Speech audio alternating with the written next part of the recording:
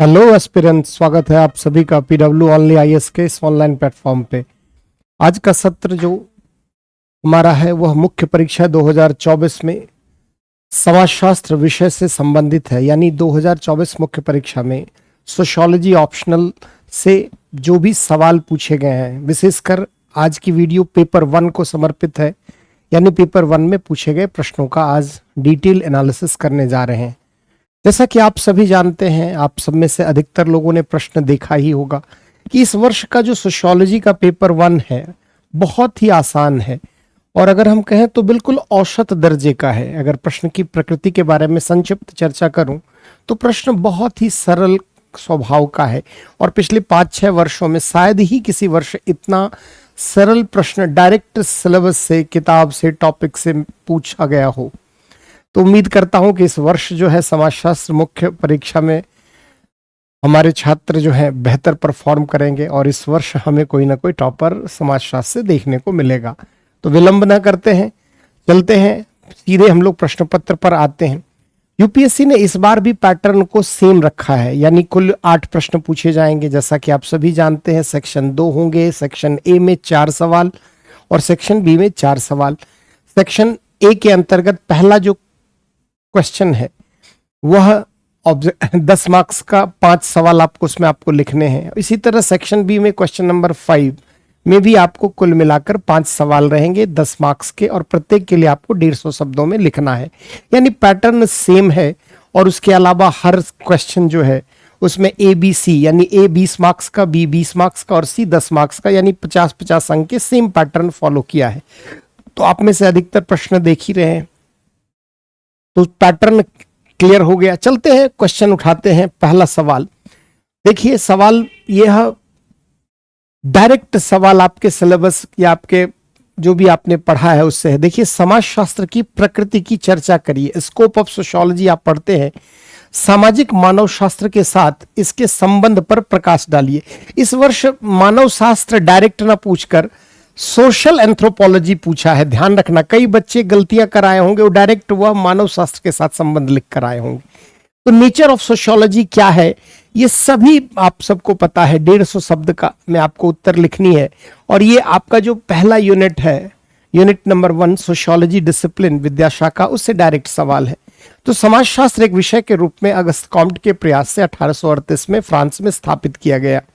उनका उद्देश्य क्या था कि समाज का अध्ययन करना है, कैसा व्यवस्थित अध्ययन करना है, एक सिस्टमेटिक अध्ययन करना है, और इसी के लिए उन्होंने विज्ञान के तर्ज पर इसे डेवलप करने के लिए प्रयास किया। यानी सोशियोलॉजी जब स्थापित हुआ तो सबसे पहले कुछ विचारक इसे सामान्य विज्ञान के रूप में और कुछ इसे विशेष विज्ञान के रूप में स्थापित करने को लेकर मतभेद उनके बीच में देखा गया। जैसा कि आप पढ़ते हैं, स्वरूपात्मक संप्रदाय और संश्लेषणात्मक संप्रदाय, या आप प्रत्यक्षवादी विधि पढ़ते हैं और गैर प्रत्यक्षवादी विधि। एक समाजशास्त्र को प्राकृतिक विज्ञान के तर्ज पर स्थापित करना चाहते थे जितने भी प्रत्यक्षवादी हैं, जैसे दुर्खिम की बात करें, और दूसरे जो हैं वह कहते थे कि समाजशास्त्र की विषय वस्तु प्राकृतिक विज्ञान से भिन्न है, और यहां जो है विषय वस्तु पदार्थ नहीं है बल्कि चेतना से युक्त मनुष्य है। ऐसी स्थिति में समाजशास्त्र को हम प्राकृतिक विज्ञान के आधार पर हम डेवलप नहीं कर सकते, और यह गैर प्रत्यक्षवादियों का और इसके सबसे सशक्त हस्ताक्षर मैक्स वेबर है। इसी प्रकार फॉर्मल स्कूल और इनफॉर्मल या सिंथेटिक स्कूल का क्लासिफिकेशन है। जो फॉर्मल स्कूल जर्मन परंपरा है, जिसमें सीमेल, वॉनवेज, टॉनेज, ये सारे विचारक हैं, वो कहते हैं कि समाजशास्त्र संबंधों के विशिष्ट स्वरूपों का अध्ययन करने वाला है, विज्ञान है। उसी प्रकार सिंथेटिक स्कूल का है, तो वो कहते हैं कि समाजशास्त्र हर विषयों से कहीं ना कहीं जुड़ा हुआ है। ऐसी स्थिति में इसकी जो प्रकृति है वह विशुद्ध प्रकृति ना होकर कहीं ना कहीं इसमें अन्य विषयों का भी प्रभाव है। तो चाहे तो आप इन सभी मुद्दों को उठा सकते हैं, चाहे तो प्रत्यक्षवाद, गैर प्रत्यक्षवाद, चाहे तो स्वरूपात्मक संप्रदाय या संश्लेषणात्मक संप्रदाय, इनकी चर्चा कर सकते हैं पहले पार्ट में। रही बात दूसरे पार्ट की, तो समाजशास्त्र का सामाजिक मानव शास्त्र के साथ संबंध। देखिए, एंथ्रोपोलॉजी आप सभी जानते हैं, एंथ्रोपोलॉजी की कई शाखा है, उनमें से एक शाखा क्या है, सोशल एंथ्रोपोलॉजी। और ये जो सामाजिक मानव शास्त्र है, एक तरफ समाज शास्त्र है और दूसरी तरफ यदि हम गौर करें मानव शास्त्र, इन दोनों के मध्य स्थित है। यानी सोशल एंथ्रोपोलॉजी अगर हम कहें तो यह लिंक है समाजशास्त्र और मानव शास्त्र के मध्य। सामाजिक मानव शास्त्र, कई विद्वान हैं जैसे क्रोबर क्या कहते हैं कि एंथ्रोपोलॉजी और सोशियोलॉजी जुड़वा बहन है। हमारे समाजशास्त्र में बहुत सारी पद्धति, रिसर्च मेथोडोलॉजी की, बहुत सारे शोध की पद्धति हमने मानव शास्त्र से ग्रहण किया। तो सामाजिक मानव शास्त्र में भी आदिम समाज की संस्कृतियों का, समाज का अध्ययन करने पर बल दिया जाता है। समाजशास्त्र में प्रकारवाद जैसी जो सिद्धांत आई, संरचनात्मक प्रकारवादी जो परिप्रेक्ष्य है, वस्तुतः वो कहां से आता है? मानव शास्त्र से। बहुत सारे मानव शास्त्री हैं जैसे मेलिनोस्की, रेडक्लिफ ब्राउन, इन सब का, इवांस प्रिचार्ड, एडवर्ड टायलर, इन सब का सोशियोलॉजी में डिटेल्ड प्रभाव रहा है। तो हम क्या कह सकते हैं कि सामाजिक मानव शास्त्र के साथ समाजशास्त्र घनिष्ठ रूप में जुड़ा है और यह दोनों के मध्य एक ब्रिज या सेतु का कार्य करता है। तो दोनों के मध्य संबंध के बावजूद भी कहीं ना कहीं अंतर है। यह अंतर को भी आपको बताना है, समानता और अंतर दोनों को बताना है। और जितने भी टीचर ने पढ़ाए होंगे, अधिकतर टीचर के नोट्स में डायरेक्ट दिया है। तो उम्मीद करता हूं कि इस प्रश्न को आप आसानी से लिख पाएंगे, कोई भी इस प्रश्न में कोई दिक्कत नहीं आई होगी। चलते हैं दूसरा प्रश्न लेते हैं। कहता है एक परिस्थिति समूह स्टेटस ग्रुप के रूप में जाति व्यवस्था की बदलती प्रकृति का विश्लेषण कीजिए। अब देखिए ये जो क्वेश्चन है इसको आप चाहें तो स्ट्रैटिफिकेशन में भी रख सकते हैं, चाहे तो आप मैक्स वेबर के जो सिद्धांत है उस कॉन्टेक्स्ट में आप मैक्स वेबर थिंकर में रख सकते हैं, चाहे तो पेपर 2 में कास्ट में, तो या पेपर 1 और पेपर 2 दोनों को मिक्स करके सवाल पूछा गया। तो स्टेटस ग्रुप किसकी अवधारणा है, किसके द्वारा दी गई? तो आप सभी जानते हैं किसके द्वारा दी गई है। तो परिस्थिति समूह की अवधारणा जर्मन समाजशास्त्री मैक्स वेबर के द्वारा दी गई। वे क्या कहते हैं? एक समान जीवन शैली, एक समान सामाजिक परिस्थिति वाले लोगों के समूह को हम परिस्थिति समूह में रखते हैं। तो जो परिस्थिति समूह है वो सामाजिक जीवन में एक समान सामाजिक प्रतिष्ठा उनकी होती है। और अगर हम बात करें तो मैक्स वेबर इसका सर्वश्रेष्ठ उदाहरण के रूप में जाति व्यवस्था को कोट करते हैं। तो जाति व्यवस्था एक परिस्थिति समूह क्यों है? क्योंकि आप सभी जानते हैं कि जाति व्यवस्था में विभिन्न जातीय समूह एक हायरार्की में क्या है? वर्गीकृत है।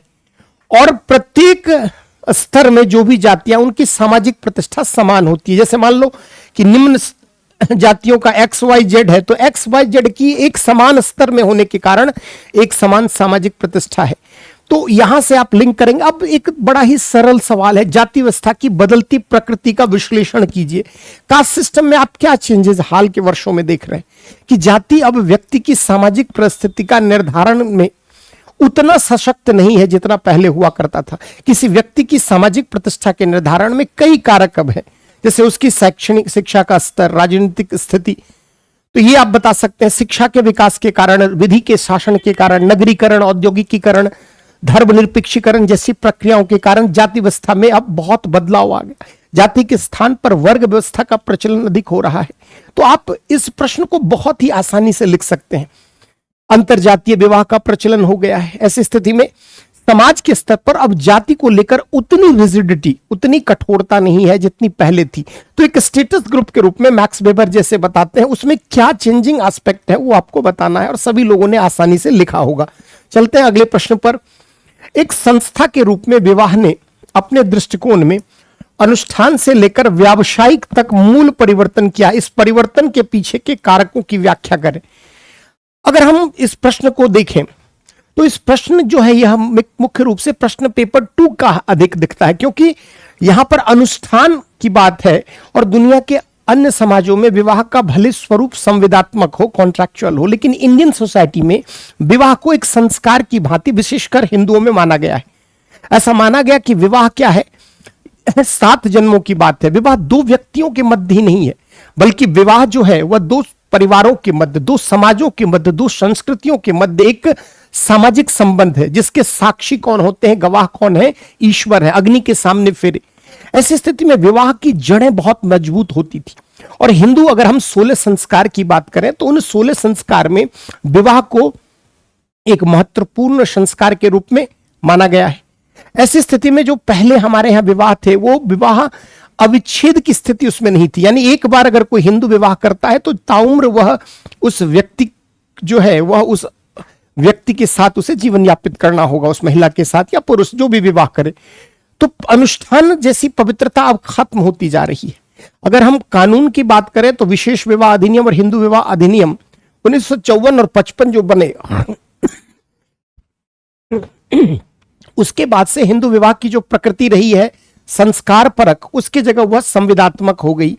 तो व्यावसायिक यही है कि अब विवाह जो है वो संस्कार की भांति नहीं, अंतरजातीय विवाह का प्रचलन है। अगर हम देखें तो अंतर धार्मिक विवाह का प्रचलन है, लिव इन रिलेशनशिप, यहां तक कि समलैंगिक विवाह की मांग, अब उसे कानूनी वैधता प्रदान करने की मांग है। तो इसको विवाह को लेकर अगर हम कहें तो अब ये अनुष्ठान की भांति नहीं है। संस्कार कहते हैं हम किसे, जीवन के एक स्तर से दूसरे स्तर में प्रवेश के वक्त की गई कोई भी आनुष्ठानिक विधि, धर्म सम्मत कोई भी कार्य। और अगर हम संस्कार का मतलब शुद्धिकरण से है, तो अब विवाह जो है वह अब कहीं ना कहीं एक निजी मामला है। पहले विवाह का एक सामाजिक स्वरूप होता था, आज इंटरकास्ट मैरिज का प्रचलन बढ़ा है। आज औद्योगिकीकरण, नगरीकरण, शिक्षा के बढ़ते स्तर, वैश्वीकरण जैसी प्रक्रियाओं ने विवाह की प्रकृति को क्या कर दिया, बदलाव कर दिया है। तो आप ये सभी इसके पीछे कारक उम्मीद करता हूं आराम से आप लिख पाएंगे। चलिए अगले प्रश्न पर आते हैं। कहता है नागरिक समाज की जीवंत संस्कृति प्रजातंत्र की जरूरत है ताकि नागरिकता के इसके आधार को सुदृढ़ किया जा सके। अब देखिए यहां पर 3 बातों पर आपको बल देना है। एक तो पहले आपको नागरिक समाज के आशय को स्पष्ट करना है, दूसरा प्रजातंत्र से संबंधित क्या वो बातें हैं जिसको मजबूती प्रदान करने का ये कार्य करते हैं, विशेषकर नागरिकता के संदर्भ में। अब यह भी 10 मार्क्स का है। अगर हम बात करें तो पेपर 1 में यूनिट 7 राजनीति एवं समाज से यह सवाल है। इससे पिछले वाला जो सवाल था विवाह, आप सभी जानते हैं, नातेदारी की व्यवस्था, यूनिट 9 से वह सवाल था। अब इसमें आप नागरिक समाज के पहले आशय को स्पष्ट करेंगे। नागरिक समाज क्या है? पढ़े लिखे शिक्षित वर्ग के लोग जिन्हें सामाजिक समस्याओं के प्रति जो संवेदी होते हैं, जो आम व्यक्ति और सरकार के मध्यस्थ की भूमिका निभाते हैं, आम नागरिक के जीवन में विद्यमान किसी भी समस्या के समाधान हेतु सरकार का ध्यान आकर्षित करते हैं, किसी भी जन सरोकारों से मुद्दों को उठाते हैं और उस पर सरकार का ध्यान आकर्षित करके उसमें सुधार के लिए प्रयास करते हैं। तो नागरिक समाज अगर है तो यह लोकतंत्र को मजबूत करने का काम कहता है, कैसे सुदृढ़ किया जाए। जैसे नागरिक हैं और अगर उन्हें अधिकार ही नहीं है, अगर कई बार राज्य जो है निरंकुश भी हो जाता है, कई बार राज्य नागरिकों के अधिकारों का भी दमन करने लगे, कई बार विधि प्रक्रिया होने के बावजूद लोगों में अज्ञानता के अभाव के कारण वे अपने अधिकारों से वंचित हो जाते हैं। तो नागरिक समाज कैसे लोकतंत्र की बारीकियों को समझते हुए लोगों में जागरूकता का सृजन करता है, लोगों को मोबिलाइज करता है, लोगों को उनके अधिकारों के प्रति अत्यधिक जागरूक बनाता है, लोगों के जीवन में विद्यमान किसी समस्या की तरफ ध्यान आकर्षित करके उस समस्या के समाधान के लिए लोगों को मोबिलाइज करता है, सरकार पर दबाव डालता है। तो इस रूप में आप इस प्रश्न को लिख सकते हैं कि नागरिक समाज एक दबाव समूह के रूप में नागरिक अधिकारों की अभिरक्षा हेतु, सुरक्षा हेतु ग्रासरूट स्तर पर प्रयास करता है। यह कई बार एनजीओ जैसी संस्था बनाकर, कई बार अन्य जो है वैचारिक मंच के द्वारा आम जनजीवन से संबंधित मुद्दों को उछालता है। तो कोई भी लोकतंत्र तभी सफल है जब नागरिकों को उसके अधिकार प्राप्त हो रहे हैं, जब नागरिकों की किसी भी नीति निर्माण से लेकर हर स्तर पर एक सशक्त भागीदारी है। और ऐसी स्थिति में नागरिक समाज का यह दायित्व, चूंकि ये शिक्षित लोगों का वर्ग है, पढ़े लिखे वर्गों का है, जो आम समस्याओं के प्रति संवेदनशील होते हैं, ऐसी स्थिति में नागरिक समाज जो है वो नागरिकों के लिए हर वो कार्य करता है, उन्हें जागरूक बनाता है, मोबिलाइज करता है, उन्हें सशक्त बनाने का कार्य करता है, उनके कौशल का विकास करता है, उनका राजनीतिक समाजीकरण करता है, समस्याओं के समाधान के लिए वह विचारधारा आधारित आंदोलन स्टार्ट करता है। तो ये सारे आप लिख सकते हैं। चलिए अगला प्रश्न कहता है टैलकॉट पार्सन्स के द्वारा प्रस्तावित परिवार के बुनियादी एवं अलघुकरणीय प्रकार का व्याख्या। देखिए जब हम पार्सन्स पढ़ते हैं तो पार्सन्स कहता है कि फैमिली, इसका 2 प्राइमरी फंक्शन है, 2 मुख्य प्रकार है इसका कार्य है। पहला क्या है? Primary socialisation of the children, यानी बच्चों का प्राथमिक सामाजिकरण, बच्चों का प्राथमिक सामाजिकरण।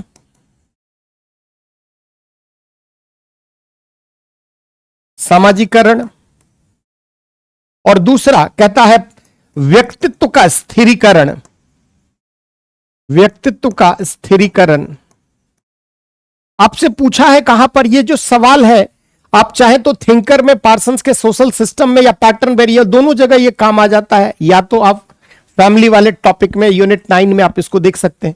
पार्सन्स क्या कहता है कि परिवार दो बेसिक रोल को परफॉर्म करता है। पहला क्या है कि पार्सन्स कहता है जो भी समाज में स्थिरता निरंतरता बनी रहती है वह कैसे, तो बच्चों को समाज के मूल्य, प्रथा, मानदंड, तौर तरीके जो समाज के अधिकांश लोगों द्वारा स्वीकार्य है, जिसको लेकर समाज के स्तर पर एक मूल्य एकमतता है, वैल्यू कंसेंसस है, उसके बारे में बच्चा नहीं जानता।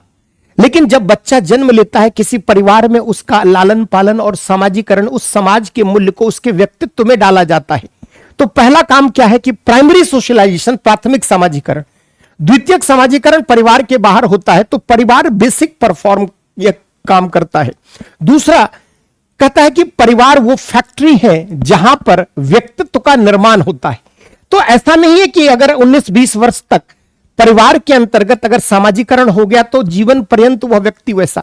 मेंटेनेंस या स्टेबलाइजेशन ऑफ एडल्ट पर्सनालिटी, जैसे वैवाहिक संबंध में पति पत्नी, उनके क्या कर्तव्य होने चाहिए, इसका वो एक पिता पुत्र, तो आपको बता तो दिया गया है सामाजिकरण, लेकिन जीवन पर्यंत चूंकि समाज रूपी संस्था, समाज रूपी अगर हम कहें व्यवस्था के आप पार्ट हैं, ऐसी स्थिति में आपको जीवन पर्यंत उसी के अनुरूप व्यवहार का संचालन करना है। तो परिवार का ये विशेष दायित्व है। तो बुनियादी एवं अलघुकरणीय प्रकार में इन दो पार्ट को आप हाईलाइट कर देंगे। चलते हैं अगले प्रश्न की तरफ। अगर चाहे तो एक आधा आलोचना भी दिखा सकते हैं कि कई परिवार अन्य प्रकार को भी करता है, लेकिन परिवार के संदर्भ में पार्सन्स मुख्य रूप से इस पर फोकस देते हैं। यह भी बहुत सरल सवाल है और परंपरा कन्वेंशनल सवाल है। समाजशास्त्र यूरोपीय ज्ञानोदय एवं पुनर्जागरण के उत्पाद के रूप में उभरा है। इस कथन का आलोचनात्मक परीक्षण करिए। आप सभी यूनिट 1 पढ़ते हैं कि यूरोप में आधुनिकता का उदय और एक विषय के रूप में समाजशास्त्र का आविर्भाव, और उससे डायरेक्ट सवाल है। हजारों बार सोशियोलॉजी के जब जब एग्जाम हुए ऐसे सवाल आए। 20 मार्क्स का सवाल है तो 300 शब्द में आपको यहां लिखने हैं। तो इसमें क्या बताएंगे, पहले तो सोशियोलॉजी एक सब्जेक्ट के रूप में क्यों उभरा, उससे पहले क्या पृष्ठभूमि उसको स्पष्ट करेंगे। शुरुआत कहां से आप करेंगे, तो यूरोपीय समाज में मध्यकाल के दौर से। यूरोपीय समाज में मध्यकाल का दौर क्या था। मध्यकाल का दौर एक अंधकार में, डार्क एज कहते हो आप। धर्म का जीवन के हर क्षेत्र में प्रभुत्व था। धर्म के नाम पर साम्राज्यों की स्थापना, धर्म के नाम पर युद्ध, धर्म के नाम पर किसी भी अनैतिक कार्य को उचित ठहराना, चर्च जैसी संस्था के द्वारा क्षमा पत्र बेचा जाना, पूरा यूरोप का विकास का पहिया अवरुद्ध हो गया। और धर्म के हर क्षेत्र में, सामाजिक, आर्थिक, राजनीतिक हर क्षेत्र में धर्म का वर्चस्व देखा गया। लेकिन धीरे धीरे यूरोप में 14वीं शताब्दी के बाद से परिवर्तन आना स्टार्ट होता है, और सबसे पहले पुनर्जागरण। पुनर्जागरण का मतलब फिर से जागना, जो यूरोप चिर निद्रा में मध्यकाल के दौर में चला गया था। और 15वीं-16वीं शताब्दी में मुख्य रूप से हम पुनर्जागरण को और एनलाइटनमेंट को 16वीं-17वीं शताब्दी के रूप में आप बताते हैं। तो पुनर्जागरण में क्या हुआ, बौद्धिक क्रांति, धीरे वाणिज्यिक क्रांति होने लगी। और एनलाइटनमेंट में लोगों में तर्क करने की क्षमता, प्रश्न करने की क्षमता का विकास हुआ। पहले ईश्वर या आत्मा या धर्म संबंधित बातों पर लोग सवाल नहीं उठाते थे, लेकिन जैसे ही ज्ञानोदय हुआ, लोगों का बौद्धिक चेतना का विकास हुआ।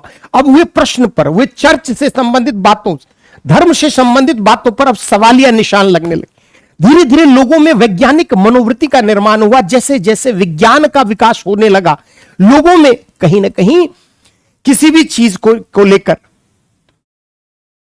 प्रमाण की आवश्यकता महसूस की गई। अगर ईश्वर है तो प्रमाण दे। यानी ये जो कारण है पुनर्जागरण और अगर ज्ञानोदय कहें, इसने यूरोपीय समाज में जो अंधकार व्याप्त था मध्यकाल के दौर का, उसको धीरे धीरे खत्म किया। और इन्हीं दोनों के परिणाम स्वरूप यूरोप में वाणिज्यिक क्रांति, यूरोप में औद्योगिक क्रांति, फ्रांस की क्रांति, तमाम क्रांतियां संपन्न हुई। और जैसे ही क्रांति संपन्न हुई, विशेषकर फ्रांस की क्रांति और औद्योगिक क्रांति को यहां पर आप हाईलाइट कर देंगे, कैसे ज्ञानोदय के परिणाम स्वरूप।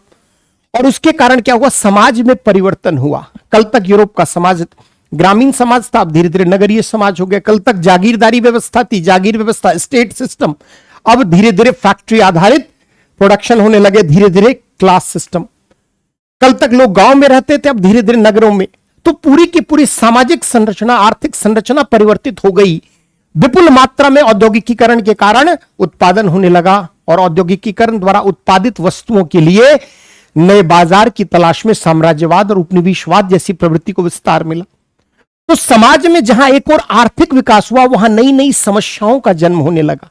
आत्महत्या की दर बढ़ने लगी, गरीबी बेरोजगारी, बढ़ते हुए मशीनीकरण के कारण गरीबी बेरोजगारी बढ़ने लगी, परिवार जैसी संरचना कमजोर होने की और नगरीय क्षेत्र में अपराध की घटना, वेश्यावृत्ति की घटना, तमाम समाज के लिए दुष्प्रकारकारी घटनाओं में वृद्धि हुई। और चूंकि वह दौर जो है 17वीं शताब्दी के बाद से यूरोप में विज्ञान का वर्चस्व था, ऐसी स्थिति में अगस्त कॉम्ट जैसा एक फ्रांसीसी दार्शनिक आता है और समाज का अध्ययन करने के लिए एक विशेषज्ञ विषय के रूप में समाजशास्त्र की स्थापना होती है। तो कहता है क्रिटिकली एनालाइज। तो इसमें आप बताएंगे कि ये दो बड़े कारण थे, अन्य बहुत सारे भी कारण थे, लेकिन ये दो प्रोमिनेंट रीजन थे जिसकी वजह से सोशियोलॉजी एक विषय के रूप में उभर कर आया। तो कह क्या रहा है कि उत्पाद के रूप में है। उम्मीद करता हूं आराम से आप अधिकतर छात्रों ने शानदार इस प्रश्न को लिखा होगा। चलते हैं अगले सवाल की। क्या आप ऐसा सोचते हैं कि समाजशास्त्रीय अनुसंधान में वस्तुनिष्ठता की अवधारणा अति प्रचारित विचार है, ओवर हाइप्ड आइडिया? गैर प्रत्यक्षवादी विधियों के गुण एवं दोषों की चर्चा करें। अब आप ही बताइए, वस्तुनिष्ठता की समस्या, वस्तुनिष्ठता मुख्य रूप से विज्ञान की विशेषता है। जब प्रत्यक्षवादी शुरू में आए तो उन्होंने प्राकृतिक विज्ञान के तर्ज पर, फॉर्मूले पर समाजशास्त्र को डेवलप करना चाहा। और खास करके दुर्खिम जैसा विचारक आता है और वो कहता है कि जो प्राकृतिक विज्ञान की विशेषता है उसमें क्या है जी? मूल्य तटस्थता है, वस्तुनिष्ठता है, सत्यापनीयता है, भविष्यवाणी कर सकते हैं, कारण कार्य संबंधों पर आधारित। तो वस्तुनिष्ठता पर मतलब वस्तुनिष्ठता का आशय क्या होता है?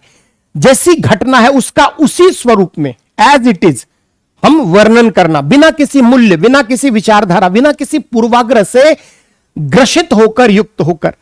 तो विज्ञान मूल्य निरपेक्ष, मूल्य तटस्थ तभी होगा जब उसमें कोई न मूल्य का उसमें प्रवेश न हो। ऐसी स्थिति में जितने भी प्रत्यक्षवादी जो अर्ली विचारक थे, चाहे कॉम्ट कह लें, चाहे स्पेंसर कह लें, चाहे दुर्खिम कह लें, वे समाजशास्त्रीय अनुसंधान में वस्तुनिष्ठता का ढोल पीट रहे थे। और इनकी प्रतिक्रिया में गैर प्रत्यक्षवादी आए। कौन? Max Weber, symbolic interactionist, phenomenologist, ethnomethodologist. इन सब, ये सभी कौन है? गैर प्रत्यक्षवादी विधि। ये कही कि भैया प्राकृतिक विज्ञान के फॉर्मूले को समाज शास्त्र पर अप्लाई मत करो, क्योंकि यहां पर विषय वस्तु जड़ नहीं है, पदार्थ नहीं है, चेतना से युक्त मनुष्य है, जिसके हर मीनिंग के, हर कार्य के पीछे, एक्शन के पीछे कोई ना कोई मीनिंग और मोटिव होता है। तो आप वस्तुनिष्ठता की जो बात करते हैं उसकी प्राप्ति संभव नहीं है। और यहां पर एक डिबेट आपको दिखता है। अब कहता है गैर प्रत्यक्षवादी विधियों के गुण बताएं, दोष बताएं। तो पहले तो एक्टर के मीनिंग और मोटिव पर बल देता है, छोटी संस्कृतियों की, व्यवहार के छोटे छोटे तौर तरीके, यानी माइक्रो सोशियोलॉजी की बात करता है। तो यह अच्छी बात है। कर्ता को चेतना से युक्त प्राणी मानता है, तो यह निर्वचन करना चाहता है उसके, तो ये अच्छी बातें हैं। तो गुण बता देंगे आप प्रत्यक्षवादी विधि की। दोष क्या है? तो आप डिमेरिट्स बता सकते हैं। दोष क्या बता सकते हैं? सभी मैंने क्लास में डिटेल पढ़ाया हुआ है। दोष अगर ऐसा हो कि हर व्यक्ति के दृष्टिकोण के आधार पर, तो सिद्धांत निर्माण ही नहीं होगा। सामान्यीकरण को लेकर समस्या हो जाएगी, सिद्धांत स्थापना को लेकर समस्या, वस्तुनिष्ठता की प्राप्ति में समस्या। तो ये सारी कमियां हैं। गुण और दोष दोनों की आप विवेचना करेंगे, है ना, कि कहीं ना कहीं प्रत्यक्षवादी विधि के प्रतिक्रिया में गैर प्रत्यक्षवादी विधियां आई, जिसके सबसे सशक्त हस्ताक्षर मैक्स वेबर है। और वे क्या कहते हैं कि कर्ता एक चेतना से युक्त प्राणी है, वो निराह पदार्थ नहीं है, निरी। ऐसी स्थिति में उसके जो भी मीनिंग है, एक्शन है, उसके पीछे कोई ना कोई अर्थ है, उद्देश्य है, हमें उसको जानना है। तभी हम समाजशास्त्र के को एक रियलिटी के निकट का विज्ञान बना सकते हैं, वास्तविकता के निकट का। तो गुण और दोष की आप विवेचना कर देंगे। 20 नंबर का सवाल है, ठीक ठाक सवाल और कई बार पूछा गया है। आगे देखिए, सामाजिक गतिशीलता क्या है? सामाजिक स्तरीकरण के बंद एवं खुले वर्गीकरण। बंद का जनरली मीनिंग हम लोग क्या लेते हैं? Caste system. और खुले में जनरली हम लोग क्या देखते हैं, क्लास सिस्टम, वर्ग आधारित। पहले तो आपको बताना क्या है, तो व्हाट इज सोशल मोबिलिटी, सामाजिक गतिशीलता क्या आशय बता दीजिए। और यह यूनिट 5 स्ट्रेटिफिकेशन एंड मोबिलिटी से डायरेक्ट सवाल है, हजारों बार समाजशास्त्र के हर परीक्षा में बंद और खुला, और ये बच्चों वाला सवाल है, 10 मार्क्स का है। तो गतिशीलता, गतिशीलता का से क्या, समाज के अंतर्गत एक स्तर से दूसरे स्तर में व्यक्तियों के समूह का आवागमन, चाहे उच्च क्षैतिज, चाहे क्षैतिज या वर्टिकल। तो समाज के अंतर्गत लोग विभिन्न आधारों पर वर्गीकृत हैं, स्तरीकृत हैं। ऐसी स्थिति में एक स्तर से दूसरे स्तर में लोगों का जाना, चाहे अपवार्ड, चाहे डाउनवार्ड, चाहे हॉरिजेंटल, चाहे वर्टिकल, तो मोबिलिटी यह है। अब सामाजिक स्तरीकरण के बंद एवं खुले, जब हम बंद कहते हैं वहां पर मोबिलिटी क्या है, बहुत स्ट्रिक्टेड है। जैसे कास्ट सिस्टम की बात करते हैं, जाति व्यवस्था में क्या है, एक बंद सामाजिक गतिशीलता वाले समाज का उदाहरण है, क्योंकि जातियां पवित्रता, प्यूरिटी एंड पॉल्यूशन पर बेस्ड है। कास्ट में हायरार्की है, एक स्ट्राटा के कास्ट से अपर स्ट्राटा वाली कास्ट जो है वो धर्म और संस्कृति के आधार पर श्रेष्ठ है। तो जो बंद गतिशीलता है उसमें मोबिलिटी ऑब्वियसली क्या होगी, कम होगी। सदस्यता जन्म आधारित होगी, निश्चित व्यवसाय होगा, लोगों में सामाजिक सांस्कृतिक गतिशीलता बहुत ही सीमित होगी, खान पान, सामाजिक जीवन के कुछ नियम होंगे। जबकि खुला वर्गीकरण जब हम कहते हैं, मतलब जहां पर फ्लेक्सिबिलिटी है, जैसे हम क्लास सिस्टम कहते हैं, कोई व्यक्ति निम्न वर्ग का है, वो अपनी क्षमता, मेहनत, योग्यता के आधार पर मध्यम वर्ग में शामिल हो सकता है, वो अपनी क्षमता के आधार पर उच्च वर्ग में सम्मिलित हो सकता है। तो बंद की तुलना में खुला है, अधिक उदार है, प्रगतिशील है, और यह आधुनिक समाज की विशेषता है, बंद पुरातन समाज की विशेषता है। तो ये सारी बातें आप बता देंगे बंद। लेकिन क्या दुनिया का कोई समाज ऐसा है जो पूर्णतः बंद या पूर्णतः खुला हो? नहीं है। तो आलोचना में यही करेंगे कि दुनिया में कोई भी समाज पूर्णतः बंद या पूर्णतः खुला नहीं है, डिग्री का फर्क है। जो खुला समाज है कुछ मामलों में वो भी कंजर्वेटिव होता है, लेकिन जो बंद समाज है कुछ मामलों में वहां भी थोड़ी बहुत फ्लेक्सिबिलिटी होती है। तो आराम से इस प्रश्न को आप लिख सकते हैं। चलिए अगले प्रश्न की तरफ। कहता है समाजशास्त्रीय अनुसंधान में डिजिटल एथनोग्राफी एवं दृश्य संस्कृति के उपयोग की बढ़ती प्रवृत्ति को आप कैसे देखते और आंकते हैं? अब देखो, एथनोग्राफी आप पढ़ते हैं सामाजिक रिसर्च के डिफरेंट टाइप, और खास करके आप क्वालिटेटिव रिसर्च की जब बात करते हैं, गुणात्मक शोध के विभिन्न उदाहरणों में आप बताते हैं कि गुणात्मक शोध के अंतर्गत इसकी एक प्रमुख पद्धति क्या है, एथनोग्राफी। एथनोग्राफी का मतलब क्या होता है? किसी विशिष्ट जनजातीय समाज, आदिम समाज या किसी विशिष्ट पिछड़े समाज का गहराई के साथ, सूक्ष्मता के साथ अध्ययन करना लंबे समय तक। कोई भी अनुसंधान करता प्राय एथनोग्राफिकल स्टडी में किसी भी ऐसे समाज जो कि मुख्य धारा से थोड़ा अलग थलग है, या मान लीजिए कोई मुख्य धारा का भी समाज है, उसका गहन सूक्ष्म विश्लेषण करता है, अध्ययन करता है, उसकी हर बारीकियों का ध्यान रखते हुए अध्ययन करता है। तो एथनोग्राफिक एक मेथड है, सामाजिक अनुसंधान का एक तरीका है। किसमें? गुणात्मक शोध का। तो इंट्रोडक्शन में आप बता देंगे। देखिए प्रश्न क्या, आप थोड़ा सा ट्विस्ट हल्का सा कर दिया है, बस एक ही दो प्रश्न है जहां पर थोड़ा सा घुमाया है। डिजिटल एथनोग्राफी और दृश्य, विजुअल कल्चर। आज आप देखिए ग्लोबलाइजेशन का एरा है, साइंस एंड टेक्नोलॉजिकल डेवलपमेंट बहुत अधिक है, यूट्यूब कल्चर, बहुत सारे रिसर्चर जब कोई एथनिक स्टडी करने जाते हैं, कोई भी एथनोग्राफिक स्टडी करने जाते हैं, तो उनको अब बहुत सारे जनजातीय आदिम समाजों के बारे में बहुत सारी सूचनाएं इंटरनेट पर उपलब्ध है। जैसे मान लीजिए किसी अंडमान निकोबार के ट्राइब पर आप रिसर्च करने जा रहे हैं, यूट्यूब पर जाकर सर्च करें, बहुत सारे आपको पेज, बहुत सारी वीडियोज आपको मिल जाएगी। तो जो दृश्य मीडिया है या जो डिजिटल एथनोग्राफी आज रिसोर्स आपको अवेलेबल करा रहा है, तो जो एथनोग्राफिकल स्टडीज है उसमें कहीं ना कहीं पहले की तुलना में बहुत आसानी हुई है। और इसकी बढ़ती प्रवृत्ति क्यों है? क्योंकि कंटेंट की बहार है इंटरनेट पर। ऐसी स्थिति में जब भी हम किसी जनजातीय, किसी समाज जिसके बारे में हमें बहुत अधिक ज्ञान नहीं है, उसके संबंधित सूचनाओं, तथ्यों के संकलन के लिए हम डिजिटल माध्यम का प्रयोग वर्तमान में वैश्वीकरण के दौर में कर रहे हैं। तो यह प्रश्न थोड़ा सा, अगर आपको लिखने की कला है, आती है, तो थोड़ा सा हल्का सा ट्विस्टेड है। जितने प्रश्न अब तक आपने देखे उसमें थोड़ा सा इस प्रश्न को घुमाया है। तो चलिए अगले प्रश्न की तरफ। बहुत सरल सवाल। मार्क्सवादी विचारधारा की आलोचना के रूप में बेबर की पुस्तक the Protestant ethics and the spirit of capitalism में अभिव्यक्त मुख्य विचार का वर्णन करें। अब देखो यहां पर कह क्या रहा है कि बेबर के विचार नहीं पूछ रहा है, मार्क्सवादी विचारधारा की आलोचना में। तो धर्म को लेकर मार्क्स का क्या विचार था? मार्क्स क्या कहता है कि धर्म क्या है? जनता के लिए अफीम है। यह फॉल्स कॉन्शियसनेस क्रिएट करता है, गलत चेतना। धर्म किसका पार्ट है जी? सुपर स्ट्रक्चर का। समाज का आधार, बेसिक स्ट्रक्चर क्या है? एमओपी।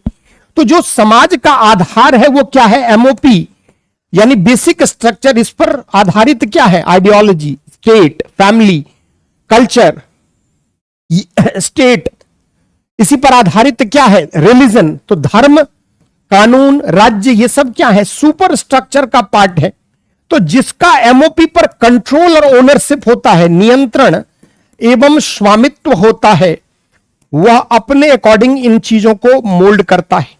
तो मार्क्स कहता है कि उत्पादन के साधनों पर बुर्जुआ का जो स्वामी वर्ग है उनका नियंत्रण है और वे अपने अनुरूप धर्म का इस्तेमाल करते। धर्म क्या करता है? गलत चेतना को आप में व्याख्यायित करता है। आपके साथ अन्याय हो रहा है, धर्म क्या करता है? पिछले जन्म के कर्मों का फल है, आपके प्रारब्ध को आप भोग रहे हैं। यानी धर्म आप में जो क्रांति करने की प्रवृत्ति है उसको हतोत्साहित करता है, आपके जख्मों पर मरहम लगाता है। आप व्यवस्था परिवर्तन के लिए जहां आगे आना चाहते हैं, धर्म आपको कहीं ना कहीं उससे हतोत्साहित करता है। तो मार्क्स क्या कहता है कि यह ओपियम है मास के लिए, यानी यह पूरे समाज के स्तर पर बड़े खास करके सर्वहारा वर्ग के लिए अफीम की भांति। जैसे अफीम खाकर लोगों को उनकी वस्तु स्थिति का ज्ञान नहीं होता, उसी प्रकार धर्म पूंजीवादी व्यवस्था में निहित कमियों की तरफ मजदूरों का ध्यान ही आकर्षित नहीं होने देता। अब ये तो मार्क्स की अवधारणा थी। बेबर आता है और मार्क्स के आर्थिक निर्धारणवाद का खंडन करता है। यही आपको बताना है। तो पहले पार्ट में आप मार्क्स की धर्म संबंधित विचारधारा बता देंगे, यानी पहले पार्ट में मार्क्स का धर्म से संबंधित मत आप बता देंगे। फिर आप तुरंत आ जाएंगे बेबर पर। बेबर क्या कहता है? पहले तो मार्क्स के आर्थिक निर्धारणवाद की आलोचना करता है।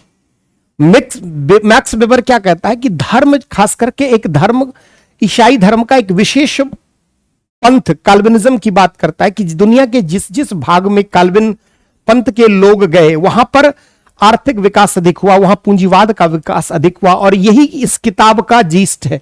इस किताब में वो यही स्थापित करता है कि प्रोटेस्टेंट एथिक्स, यानी प्रोटेस्टेंट धर्म के, काल्विन पंथ के जो भी आचार थे, जो भी मूल्य थे, उन्होंने एक ऐसी संस्कृति को, कार्य संस्कृति को डेवलप किया जिसके कारण पूंजीवाद का विकास हुआ।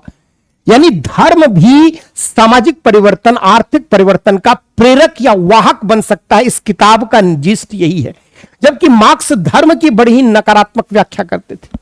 तो आप यही बताएंगे कि बेबर कहता है कि कैसे कैपिटलिज्म के डेवलपमेंट में प्रोटेस्टेंट एथिक्स, खास करके कैल्विन पंथ के विचारधारा, जैसे धन से धन कमाया जाता है, समय ही धन है, कार्य ही पूजा है, ईश्वरीय आवाहन कि ईश्वर ने लोगों को चुना है स्वर्ग के लिए, जो अपने कार्य से ईश्वर को संतुष्ट करेगा, ईश्वर उसको अपने कोई भी कार्य करने लायक होता है। यानी ये सारी जो बातें हैं वह कैसे पूंजीवाद की भावना को विकास करते हैं, पूंजीवाद की संस्कृति को। तो बेबर मार्क्स की आलोचना के क्रम में अपना यह सिद्धांत प्रस्तुत करता है। आराम से आप इसको लिख सकते हैं। और सबसे ज्यादा किसी एक टॉपिक से सवाल है तो प्रोटेस्टेंट एथिक्स से लगभग हर साल या अल्टरनेट ईयर तो सवाल आता ही है। तो यह भी बहुत ही सरल सवाल है। चलते हैं आगे। अब देखिए यह भी सवाल, अब देखिए यह जो सवाल था यह भी थिंकर यूनिट 4 मैक्स वेबर से था। इससे पहला जो सवाल था यह अनुसंधान यूनिट 3 अनुसंधान पद्धतियां एवं विश्लेषण से था। तो आपको यह भी पता होना चाहिए। कार्ल मार्क्स के द्वारा प्रतिपादित अलगाव की मुख्य विशेषताओं की आलोचनात्मक व्याख्या करिए। मार्क्स का अलगाव डायरेक्ट सवाल है, कई बार पूछा है। अलगाव क्या बताता है मार्क्स? अलगाव एक सामाजिक मनोवैज्ञानिक दशा है जिसमें व्यक्ति स्वयं से, उत्पादन प्रक्रिया से, प्रकृति से, अपने मित्रों से कट जाता है, अलग थलग हो जाता है। मार्क्स कहता है पूंजीवादी आर्थिक प्रणाली के कारण श्रमिक वर्ग में अलगाव हो जाता है कार्य से। उनके द्वारा जो भी वस्तुएं बनाई जाती है उसका निर्माण मशीनों की मदद से होता है। दिन रात वह संपूर्ण वस्तु न बनाकर वह वस्तु का एक पार्ट बनाते हैं और वे वस्तु का निर्माण करते हैं जो उनके उपभोग के लिए भी नहीं है। उनके श्रम ने किसी कच्चे माल को वस्तु के रूप में परिणत किया, लेकिन उनकी मेहनत का उन्हें कोई उचित मूल्य, अतिरिक्त मूल्य मालिक हड़प कर जाते हैं और वे धनी होते जाते हैं। फलस्वरूप अलगाव जो है वह पूंजीवादी समाज में अत्यधिक दिखता है। अलगाव का कारण क्या है? तो दो कारण पर मार्क्स फोकस करता है। पहला कारण क्या कि मशीनीकरण, एमओपी का उत्पादन प्रणाली का मशीनीकरण, और दूसरा कहता है कि वह विशिष्टीकरण पर आधारित श्रम विभाजन। तो पहले पार्ट में अलगाव क्या है और अलगाव कारण संक्षिप्त चर्चा बता देंगे। यानी अलगाव पर मार्क्स का विचार आप बता देंगे पहले पार्ट में। तुरंत आ जाएंगे प्रश्न की मांग पर। क्या विशेषता, फीचर्स क्या है तो विशेषता बता देंगे। इसकी विशेषताएं क्या क्या बताएंगे तो श्रमिकों का अवमानवीकरण, स्वयं से अलगाव, एमओपी से अलगाव, उत्पाद और उत्पादन प्रणाली से अलगाव, अपने मित्रों से, परिवार से अलगाव, अपने सहचर, अपनी प्रकृति से अलगाव, और अंत में तो अलगाव के बारे में उसकी विशेषताएं बता देंगे। तुरंत आलोचना, ऐसा नहीं है कि अलगाव पूंजीवादी आर्थिक, कुछ इसकी निंदा भी कर देंगे कि आज जो है मार्क्स जिस पूंजीवादी आर्थिक प्रणाली में अलगाव की जिस भविष्यवाणी करता है वैसा कहीं हुआ क्या? नहीं। तो श्रमिकों का ठीक है, माना कि मशीनीकरण के कारण कार्य थोड़ा सा उबाऊ जरूर होता है, लेकिन पूंजीवादी आर्थिक प्रणाली के विकास के साथ साथ अलगाव के नियंत्रण के लिए विविध उपाय भी इस प्रणाली में निहित है। तो कुछ आप बता देंगे। चलिए 10 नंबर का सवाल है, स्कोप ज्यादा नहीं है आपके पास लिखने के लिए, 150 शब्द में लिखना है। आगे, मिश्रित पद्धति से आप क्या समझते हैं? सामाजिक अनुसंधान में इसके गुण एवं सीमाओं की चर्चा करिए। मिश्रित पद्धति, मिक्स्ड मेथड, जैसे आप गुणात्मक शोध पढ़ते हैं, कई लोग प्रश्न देखकर चौंके इस प्रश्न को। मिक्स पद्धति, आप गुणात्मक शोध की पद्धति पढ़ते हैं और मात्रात्मक या परिमाणात्मक यानी क्वालिटेटिव मेथड पढ़ते हैं और क्वांटिटेटिव मेथड, दोनों के जरिए आप अलग अलग क्षेत्र का अध्ययन करते हैं। विषय वस्तु के प्रकृति के अनुरूप आप शोध की प्रकृति का निर्धारण करते हैं। अगर परिमाणात्मक है यानी मूर्त घटनाओं का अध्ययन करना है तो आप किसका चयन करते हैं? वर्णनात्मक शोध का, या आप कह सकते हैं मात्रात्मक शोध का, क्वालिटेटिव। और जहां अमूर्त घटनाओं का, सामाजिक संबंधों का अध्ययन करना है, मनोवृत्ति का अध्ययन करना है, वहां आप क्वालिटेटिव मेथोडोलॉजी अप्लाई करते हैं। दोनों की अच्छाइयां और दोनों की कमियां हैं, तो इनकी कमियों को दूर करने के लिए हम अच्छा क्या हो कि दोनों का मिक्स्ड बना लिया जाए। आप ट्रायंगुलेशन भी पढ़ते हैं जहां पर गुणात्मक शोध के अंतर्गत विविध विधियों का प्रयोग करके हम शोध कार्य संपन्न करते हैं। यानी किसी भी एक शोध पद्धति की कुछ अच्छाइयां और कुछ कमियां होती है, दूसरी शोध पद्धति की कुछ अच्छाइयां और कुछ कमियां होती है। तो बेटर क्या हो कि दो शोध पद्धतियों की अच्छाइयों को मिलाकर अगर हम अध्ययन करें तो मात्रात्मक शोध और गुणात्मक शोध दोनों की पद्धतियों का इस्तेमाल करते हुए अध्ययन करें तो ये अच्छी बात है। अब देखिए प्रश्न के दूसरे पार्ट में क्या कहता है? कहता है सामाजिक अनुसंधान में इसके गुण और सीमाओं की चर्चा करिए। एक प्रकार से गुण क्या होगा? तो अगर हम बात करें तो वस्तुनिष्ठता की प्राप्ति हो जाएगी, तथ्यों का संकलन में आसानी होगी, सामान्यीकरण में सत्यापनीयता, ये सभी आसानी होगी। दूसरी तरफ इसकी कमी, दोनों का पद्धति मिला देंगे तो खिचड़ी बन जाएगा, पद्धति शास्त्रीय दोष हो जाएगा। तो दोनों की जो कमियां हैं एक साथ आ जाएगी, तो गुण और दोष अलग अलग जानते हैं, दोनों को मिक्स करेंगे तो कुछ हद तक गुण में सुधार होगा और कुछ हद तक कमियों में। तो ये प्रश्न थोड़ा अप्लाइड पार्ट है, दिमाग पर आपको जोर डालने के लिए थोड़ा सा प्रश्न को हल्का सा घुमाया है। अब तक जितने प्रश्न है उसमें दो को थोड़ा सा ट्विस्ट किया है और दोनों ही अनुसंधान पद्धतियों से है। तो मिश्रित पद्धति का मतलब एक ऐसी पद्धति जिसमें कई सारी पद्धतियों को हम अप्लाई करते हैं एक साथ, ताकि हम सामाजिक शोध का वस्तुनिष्ठ अध्ययन कर पाए, निष्पक्ष अध्ययन कर पाए और हमारी शोध में विश्वसनीयता एवं वैधता की प्राप्ति हो पाए।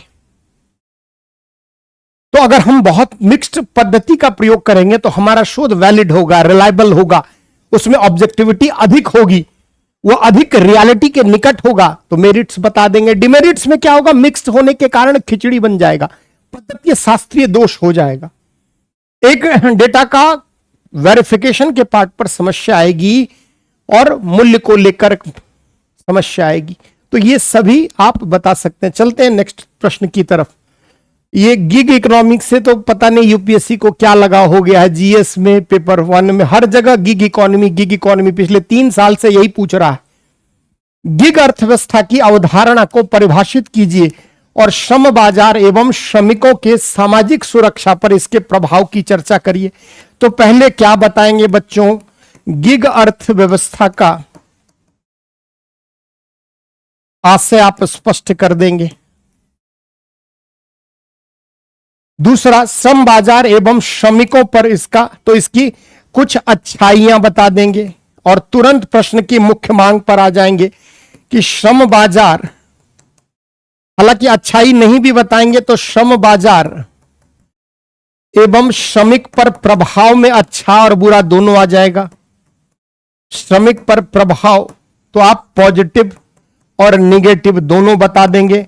और लास्ट में क्या कहता है, श्रमिकों की सामाजिक सुरक्षा पर इसके प्रभाव। तो अंतिम में थोड़ा निगेटिव पार्ट पर आप विस्तार बता कर देंगे। देखो ये कहां से सवाल है, तो unit 6 work and economic life, कार्य एवं आर्थिक जीवन। तो गिग इकोनॉमी का अर्थ क्या है, आज वैश्वीकरण के दौर में जहां आर्थिक उदारीकरण के क्षेत्र में एक नवीन संदर्भ है गिग इकोनॉमी, यानी अर्थव्यवस्था का, उदारीकृत अर्थव्यवस्था, मुक्त बाजार प्रणाली का एक विविध, एक नवीन स्वरूप है गिग इकोनॉमी, जिसमें कोई भी उत्पादन के क्रम में किसी भी मजदूर को, श्रमिक को नियमित तौर पर नियुक्त न करके संविदा आधारित नियुक्ति का प्रचलन है।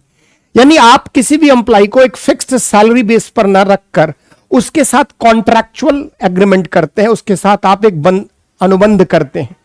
तो अनुबंध आधारित यह सेवा का एक नवीन स्वरूप है, जहां किसी भी फर्म के, कंपनी के आप परमानेंट एम्प्लॉय नहीं है।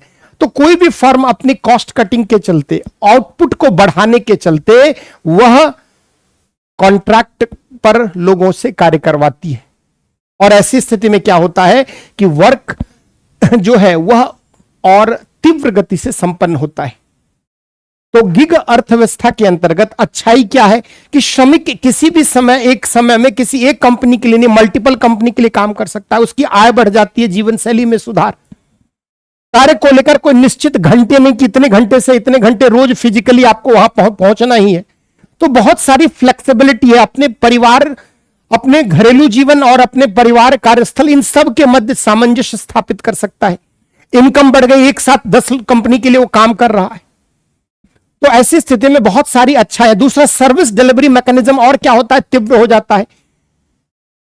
अनुबंध के आधार पर काम नहीं करे company, hire and fire, negative. अगर आप परमानेंट एम्प्लॉय नहीं है तो कंपनी कभी भी आपको हटा सकती है। कोई भी आपको सामाजिक सुरक्षा कार्य करते वक्त अगर कुछ हो जाए तो कंपनी इसकी गारंटी नहीं, आपके परिवार, आपके बच्चों के लिए कंपनी कुछ नहीं करने, यानी वेतन के, यानी कॉन्ट्रैक्ट के अतिरिक्त एक भी रुपया नहीं। सामाजिक सुरक्षा, मार्केट में फ्लक्चुएट हुआ, आर्थिक मंदी आई, कंपनी क्या करेगी, लाखों कर्मियों को फायर कर देगी। तो ये इसके निगेटिव पार्ट है। इसमें प्रतिस्पर्धा बढ़ती है, गुणवत्ता में भी विकास होता है, लेकिन सामाजिक सुरक्षा के स्तर पर यह जो है गिग इकोनॉमी मजदूरों के लिए थोड़ा बहुत समस्याग्रस्त है।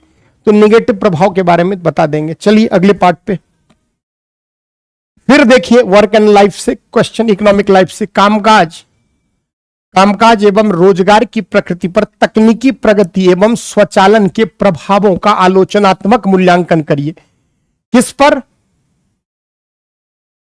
Nature of work and employment पर किसका प्रभाव? तो 2 का प्रभाव आपको बताना है। कौन? पहला क्या है, तकनीकी प्रगति, प्रौद्योगिकी विकास, तकनीकी प्रगति, और दूसरा ऑटोमेशन, स्वचालन। अब देखिए तकनीकी प्रगति का नेचर ऑफ वर्क और एम्प्लॉयमेंट पर क्या प्रभाव पड़ा, पहले पार्ट में यह बता दीजिए। और टेक्नोलॉजिकल प्रोग्रेस का, डेवलपमेंट का, एडवांसमेंट का क्या अच्छाई है, क्या कमियां हैं, यही बता देंगे। दूसरे पार्ट में ऑटोमेशन का आप देखिए, तकनीकी प्रगति के कारण नेचर ऑफ वर्क, कार्य संस्कृति, कार्य मशीनों की तादाद में विपुल मात्रा में उत्पादन होने लगा, फ्लेक्सिबल प्रोडक्शन होने लगा, क्वालिटेटिव एनहांसमेंट हो गया, समय कम में अधिक उत्पादन होने लगा, मजदूरों के श्रम में कटौती आई। तो ये सब अच्छे एम्प्लॉयमेंट, अगर हम कहें तो एम्प्लॉयमेंट अपॉर्चुनिटी क्रिएट हुई। कुछ हद तक कमियां भी आई मशीनीकरण के कारण, वो अलग बात है, लेकिन टेक्नोलॉजिकल डेवलपमेंट के से वर्कर का काम आसान हो गया। समस्या निगेटिव बता देंगे कि ऑटोमेशन या टेक्नोलॉजिकल डेवलप बढ़ते हुए मशीनीकरण के कारण एलिनेशन बढ़ा है, बोरिंग लगने लगी, तो कहीं ना कहीं एमओपी, मोड ऑफ प्रोडक्शन से वर्क्स का अलगाव। अब कह रहा है ऑटोमेशन का नेचर ऑफ वर्क क्या है, प्रोडक्शन बहुत, असेंबल लाइन। आपने देखा होगा बहुत सारे ऑटोमोबाइल कंपनी का, जहां कार मैन्युफैक्चरिंग में एक असेंबल लाइन में एक समय ही रोबोट की मदद से मैन्युफैक्चरिंग। तो क्या होता है, नेचर ऑफ वर्क ऑटोमेशन के कारण क्या है, बहुत तेजी से प्रोडक्शन बढ़ जाता है, कई गुना क्वालिटेटिव एनहांसमेंट होता है, क्योंकि रोबोट से टेक्निकल गलतियां होने की संभावना कम होती। कॉस्ट कंपनी का एक बार शुरू में लगता है, लेकिन लॉन्ग रन में देखें तो कॉस्ट कटिंग आती है, क्वालिटेटिव एनहांसमेंट, ये सब अच्छाइयां हैं। एम्प्लॉयमेंट क्या है, ऑटोमेशन बढ़ेगा तो ऑब्वियसली क्या होगा, एम्प्लॉयमेंट घटेगा। तो जैसे जैसे टेक्नोलॉजिकल डेवलपमेंट होगा, जैसे जैसे ऑटोमेशन होगा, गरीबी बेरोजगारी में बढ़ेगी। दूसरा, जो इस मजदूर को लेकर आप कहते हो ना, स्किल्ड, सेमी स्किल्ड और अनस्किल्ड, एक कैटेगराइजेशन है, वो दायरा खत्म हो जाएगा, क्योंकि मशीन से ही काम करना है। ऐसी स्थिति में बहुत आप स्किल्ड है, आपने उसके लिए ट्रेनिंग ली है, एजुकेशन है, आपके पास एक्सपीरियंस है, एक्सपर्टीज है, कोई मायने नहीं रखता। तो सेमी स्किल्ड, अनस्किल्ड और स्किल्ड, इनके मध्य का जो एक अंतर था वो खत्म हो जाएगा। मार्क्स भी आपने पढ़ा होगा, होमोजेनाइजेशन ऑफ सिलेबस में के बात कहता है। तो टेक्नोलॉजिकल डेवलपमेंट से कुछ प्लस एडवांटेजेस हैं, लेकिन एम्प्लॉयमेंट के पार्ट पर समस्या है थोड़ी। गरीबी बढ़ेगी, बेरोजगारी बढ़ेगी, एलिमिनेशन बढ़ेगा, आत्महत्या की दर बढ़ेगी, सोशल लाइफ उनका खत्म हो जाएगा, फैक्ट्री आधारित सिस्टम के कारण सोशल रिलेशनशिप उनका। तो ये सारे आराम से बता सकते हैं, 10 मार्क्स में ज्यादा गुंजाइश नहीं है। चलिए आगे बढ़ते हैं। सामाजिक तथ्य की विभिन्न विशेषताओं का वर्णन कीजिए। दुर्खिम के अनुसार आत्महत्या की दर किस प्रकार एक सामाजिक तथ्य है। थिंकर, इस वर्ष थिंकर से 80 नंबर के सवाल बच्चों पूछे गए, मतलब पिछले 5 सालों में यूनिट 4 से इतने सवाल किसी भी साल नहीं पूछे गए। अगर आप 2-3 साल से देखें तो 10 यूनिट से 30 से 50 नंबर के बीच में सवाल रहता था, लेकिन इस बार अगर हम गौर करें तो स्ट्रैटिफिकेशन से नियरली 20 से 30 नंबर का सवाल पूछा, जबकि थिंकर से 80 नंबर का सवाल पूछ दिया। अगर हम बात करें धर्म, समाज और चेंज से सवाल ठीक ठाक है। यूनिट 2 से सवाल कम पूछे गए, तो इस बार थोड़ा सा चेंजेस जरूर आप कह सकते हैं दिखा है। चलते हैं, यूनिट 4 का यह सवाल है, क्लासिकल थिंकर दुर्खिम पढ़ते हैं आप। सामाजिक तथ्य की विभिन्न विशेषता। तो सामाजिक तथ्य क्या है, पहले इसकी परिभाषा बता देंगे। सामाजिक तथ्य क्या है, दुर्खिम द्वारा इसका प्रयोग क्यों किया गया, दुर्खिम ने इस अवधारणा का प्रयोग क्यों किया,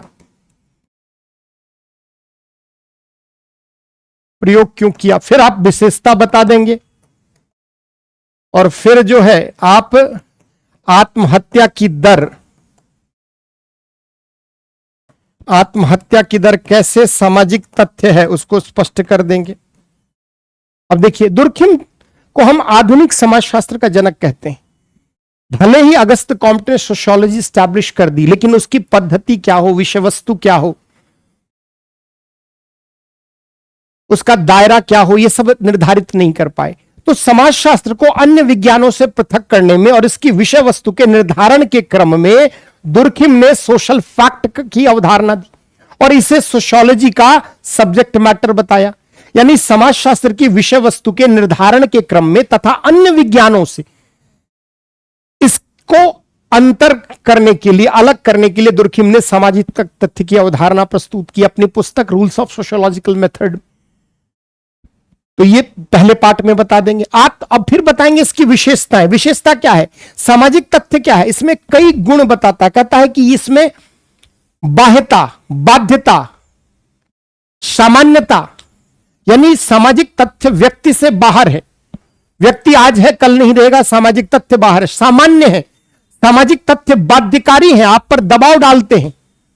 समाज के नियम, समाज से संबंधित मान्यताएं आप पर दबाव डालते हैं। तो हम क्या कह सकते हैं, सामाजिक तथ्य की ये सारी विशेषताएं हैं। 3 प्रमुख विशेषताएं, चाहे तो उसको 4 के रूप में दिखा सकते हैं, स्वतंत्रता भी अलग कर सकते हैं। तो सामान्यता, स्वतंत्रता, बाध्यता, बाह्यता, ये 4 आप बता दें विशेषताएं। तुरंत आ जाइए कि आत्महत्या की दर कैसे सामाजिक तथ्य है। आत्महत्या की दर सामाजिक तथ्य, और आत्महत्या की दर में अगर बढ़ोतरी हो जाए तो वो क्या है, वह भी सामाजिक तथ्य है। लेकिन वह सामाजिक तथ्य का किस प्रकार का है, वह असामान्य है, पैथोलॉजिकल सोशल फैक्ट। दुर्खिम कहता है 2 सोशल फैक्ट के पार्ट है, एक नॉर्मल या जनरल और दूसरा पैथोलॉजिकल। आत्महत्या की दर इसलिए सामाजिक तथ्य है कि अगर किसी समाज में आत्महत्या की दर देखी जा रही है तो कहीं ना कहीं यह समाज और उसके सदस्यों के मध्य नियंत्रण और एकीकरण की मात्रा को बताता है। अगर समाज अपने सदस्यों पर कड़ा नियंत्रण रखता है तब भी आत्महत्या की दर में कमी आएगी, और अगर समाज अपने सदस्यों को अधिक फ्लेक्सिबल छोड़ता है तो आत्महत्या की दर बढ़ती। अगर समाज बहुत अधिक नियम बनाता है तो भी आत्महत्या की दर, यानी आत्महत्या की जो प्रघटना है वह समाज और सदस्यों के मध्य संबंध के स्वरूप के अकॉर्डिंग होती है। 4 प्रकार बताता है और चारों को इंटीग्रेशन एंड रेगुलेशन के आधार पर बताता है कि समाज में अगर अधिक नियंत्रण हो तो कैसी आत्महत्या, अधिक एकीकरण हो तो कैसी आत्महत्या, कम एकीकरण हो तो कैसी आत्महत्या। आप चारों प्रकार आपने पढ़ा होगा, ईगोइस्टिक, फैटलिस्टिक, एनोमिक, एल्ट्रुइस्टिक, परार्थवादी, जहां पर व्यक्ति अपने समाज के लिए अपना व्यक्तित्व को विलीन कर देता है, फैटलिस्टिक, भाग्यवादी। इसी प्रकार एनोमिक। तो दुर्खिम आत्महत्या की दर को कैसे सामाजिक तथ्य बताता है, क्योंकि आत्महत्या की दर के आधार पर हम समाज और व्यक्ति के मध्य एकीकरण और नियंत्रण की स्थिति को जान पाते हैं। चलिए अगला प्रश्न की तरफ। सामान्यकृत अन्य के माध्यम से आत्म के विकास पर जीएच मीड के विचार की व्याख्या करिए। इस वर्ष थिंकर में आपको कुल 6 थिंकर पढ़ने हैं। उसमें से मर्टन से सवाल नहीं पूछा, रिमेनिंग अन्य 5 थिंकर से सवाल है। अब देखिए जीएच मीड से यह सवाल है, बहुत ही सरल सवाल है। मीड का सेल्फ एंड आइडेंटिटी आपको पढ़ना है, स्व एवं तादाद। कहता है जेएच मीड एक अंत सिंबॉलिक इंटरेक्शनिस्ट हैं और वो कहते हैं कि किसी भी व्यक्ति के व्यक्तित्व का विकास जो है वो कई स्टेजेस में होता है। कोई बच्चा उसके सेल्फ का डेवलपमेंट अर्लियर स्टेज में नहीं होता है, लेकिन धीरे धीरे वो जीवन के विभिन्न स्तरों से गुजरता है और लोगों से जो वो इंटरैक्ट करता है, इसी इंटरैक्ट के क्रम में उसके सेल्फ का, स्व का विकास होता है। और उसमें वो कई बार एक जगह वो सिग्निफिकेंट अदर्स बताते हैं और एक जगह जनरलाइज्ड अदर्स बताते हैं। सिग्निफिकेंट अदर्स वे हैं जिनके व्यवहार का बच्चे के व्यक्तित्व पर प्रभाव पड़ता है और वो उसका इमिटेशन करता है, कॉपी करता है उसके अनुरूप। सामान्यकृत अन्य जो उनके व्यवहार का मूल्यांकन करते हैं और उसके व्यवहार से संबंधित बातों को उद्घाटित करते हैं। तो कैसे व्यक्ति के, खास करके एक शिशु के व्यक्तित्व का विकास होता है, उसके डिफरेंट स्टेजेस है, उसी के कॉन्टेक्स्ट में मीड सिग्निफिकेंट अदर्स और जनरलाइज्ड अदर्स 2 की बात करता है। जनरलाइज्ड अदर्स से सवाल है, बहुत ही सरल सवाल है ना, आराम से आप लिख सकते हैं। चलते हैं, 10 मार्क्स का है, ज्यादा गुंजाइश नहीं। अब देखिए फिर वर्क एंड इकोनॉमिक लाइफ से सवाल है। सामंती एवं पूंजीवादी समाजों में कार्य संगठन के सिद्धांतों की विभिन्नताओं का वर्णन करिए। यानी एक तरफ कैसा समाज है, सामंती समाज है, और दूसरी तरफ कैसा समाज है, पूंजीवादी समाज है।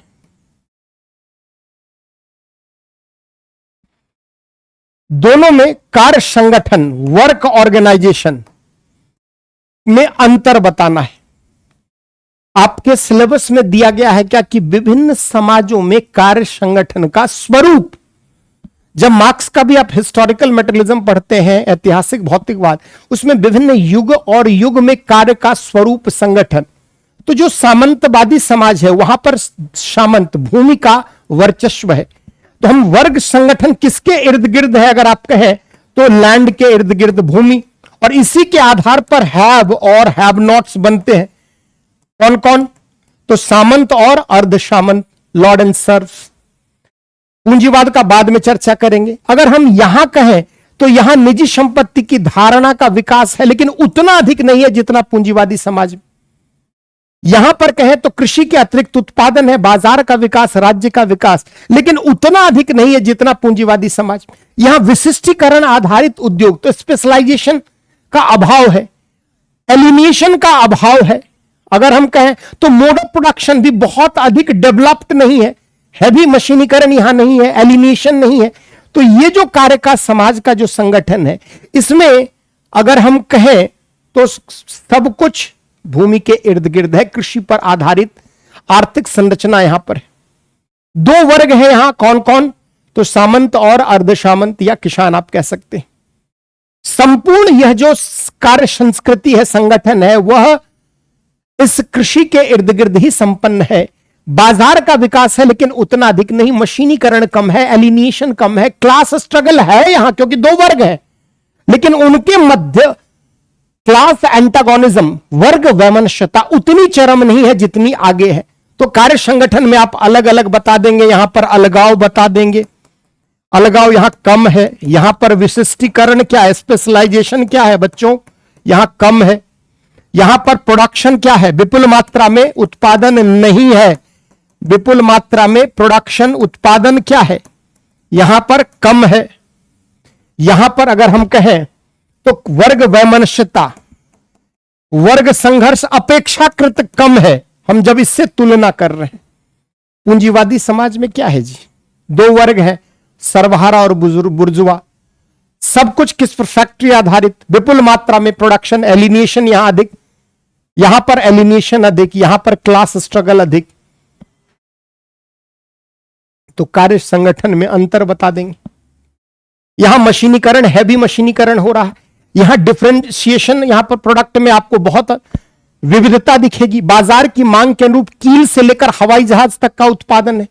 यहां पर कृषि के इर्द गिर्द, यहां पर अगर हम कहें तो उद्योग सेवा के इर्द गिर्द, उद्योग विशेषकर इर्द गिर्द केंद्रित है इकोनॉमी। यहां नगरीकरण नहीं है, यहां नगरीकरण का विकास है। तो कार्य संगठन में अंतर बता देंगे। यहां प्रोडक्शन जो है, यहां पर स्किल्ड अनस्किल्ड हर है, यहां पर लगभग सभी के मध्य मशीनीकरण के कारण वह स्किल्ड अनस्किल्ड का दायरा समाप्त। तो बता देंगे आप कार्य संगठन को लेकर। चलते हैं अगले सवाल। यह भी जो सवाल था पिछला सवाल, यह भी आपका वर्क एंड इकोनॉमिक लाइफ से सवाल था। चलिए आगे। शक्ति किस प्रकार सत्ता से भिन्न है? मैक्स वेबर द्वारा प्रणीत विभिन्न प्रकार के सत्ताओं की चर्चा। बहुत ही सरल सवाल। इस वर्ष तो सोशियोलॉजी वाले तर गए जिन्होंने मुख्य परीक्षा लिखा होगा। शायद ही जीवन में अब उन्हें कहीं इतना सरल प्रश्न दिखे। देखिए यह भी जो प्रश्न है यह थिंकर यूनिट 4 से है और वेबर में आपको 5 टॉपिक पढ़ना है। कौन कौन? तो आदर्श प्रारूप पढ़ना है, सत्ता पढ़ना है, अधिकारी तंत्र पढ़ना है, सामाजिक क्रिया और प्रोटेस्टेंट एथिक्स। प्रोटेस्टेंट एथिक्स से भी सवाल है और इससे भी 2 सवाल वेबर से इस बार दागा है। तो आप बता देंगे। पहले तो यहां पर शक्ति की परिभाषा बताएंगे वेबर के अनुसार। शक्ति की परिभाषा according to MW Max Weber, है ना। फिर शक्ति के 2 रूप, कौन? वैध और अवैध। अवैध शक्ति और वैध शक्ति। यही वैध शक्ति क्या है जी? सत्ता है। तो पहले पार्ट में सत्ता, जब पावर लेजिटिमेट होता है, power plus legitimacy equal to authority, सत्ता वेबर बताता है।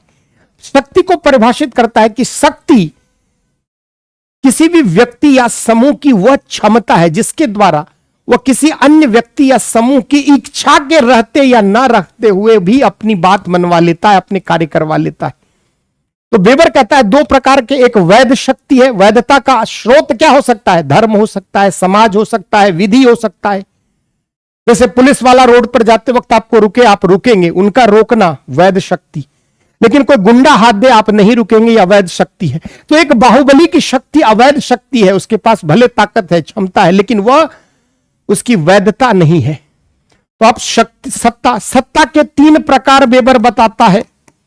कौन कौन, आप सबने पढ़ा है। पहला परंपरागत सत्ता, ट्रेडिशनल, परंपरागत। दूसरा करिश्माई, और तीसरा तर्क विधिक सत्ता। इसी तर्क विधिक सत्ता का एक उदाहरण क्या है, ब्यूरोक्रेसी, नौकरशाही। करिश्माई सत्ता जैसे गांधी की सत्ता, जैसे जीसस की। परंपरागत किसी कबीले के सरदार की सत्ता, जहां पर आनुवांशिकता के आधार पर, वंशक्रम के आधार पर। करिश्माई सत्ता किसी व्यक्ति में निहित कुछ अद्भुत चमत्कारिक गुण, गांधी के पीछे लाखों करोड़ों लोग आंदोलन में, तो यह करिश्माई सत्ता है। एक है तर्क विधिक सत्ता, जो आधुनिक औद्योगिक समाज, सभ्य समाज की विशेषता है, जो किस पर आधारित है, ज्ञान पर, रैशनैलिटी पर आधारित। जैसे नौकरशाही, तो आप सत्ता के विभिन्न प्रकार बता देंगे, आराम से लिख पाएंगे। 10 मार्क्स का ही सवाल है, सॉरी। ये शॉर्ट नोट्स चल रहा है बच्चों। 5वां क्वेश्चन आपको पता ही है, एबीसीडी क्या है, शॉर्ट नोट्स है। लास्ट प्रश्न 5वां शॉर्ट नोट्स का, सामाजिक परिवर्तन में विज्ञान एवं प्रौद्योगिकी की भूमिकाओं का आलोचनात्मक परीक्षण कीजिए और ऑनलाइन शिक्षा और अध्यापन में इनकी बढ़ती प्रवृत्ति के बारे में आपके क्या राय है। तो विज्ञान और प्रौद्योगिकी की सामाजिक परिवर्तन में भूमिका कैसे, तो पहले पार्ट में आप सामाजिक परिवर्तन में साइंस एंड टेक्नोलॉजी, विज्ञान एवं प्रौद्योगिकी की भूमिका बता देंगे। प्रौद्योगिकी की भूमिका बता देंगे कैसे science and technology social change create करता है। जैसे छापे खाना, प्रिंटिंग प्रेस के आविष्कार के कारण बौद्धिक क्रांति हुई और समाज में परिवर्तन हुआ। शिक्षा के विकास के कारण लोगों में मूल्य परिवर्तन होता है, वो परंपरागत मूल्य से आधुनिक मूल्य की तरफ, और परंपरागत समाज से आधुनिक समाज में धर्मनिरपेक्षीकरण, आधुनिकीकरण, ये सभी प्रक्रिया को विस्तार कौन देता है, प्रौद्योगिकी विकास। यातायात, सूचना, संचार के त्वरित साधनों के कारण लोगों का संपर्क बढ़ता है और आर्थिक विकास होता है, सामाजिक परिवर्तन होता है। विज्ञान एवं वैज्ञानिक अनुसंधान ने कई भी ऐसी घटनाएं जो कल तक धर्मसम्मत मानी जाती थी उसको निराधार बताया। जैसे चेचक, चिकन पॉक्स, पहले उसे लोग माता, आज भी गांव समाज में कहते हैं, लेकिन वह एक बीमारी है जो वायरस से फैलती है। तो विज्ञान और प्रौद्योगिकी विकास ने लोगों में वैज्ञानिक मनोवृत्ति का निर्माण किया और इस कारण समाज में परिवर्तन हुआ।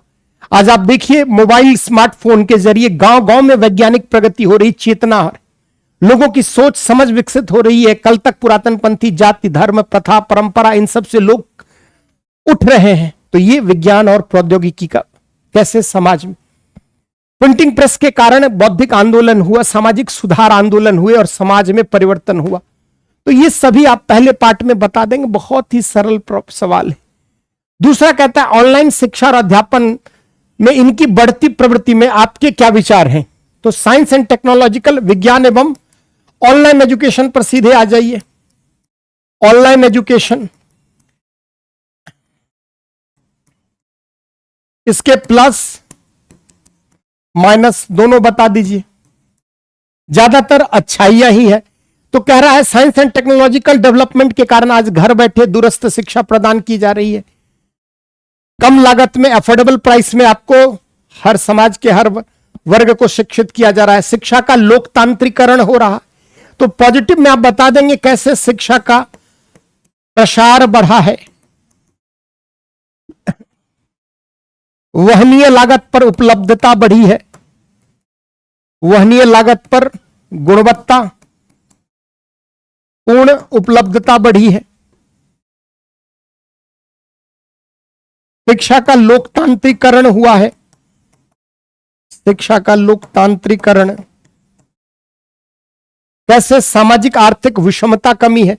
आज देहात का रिक्शा चालक का बच्चा आईएएस बन रहा, गांव में बैठा।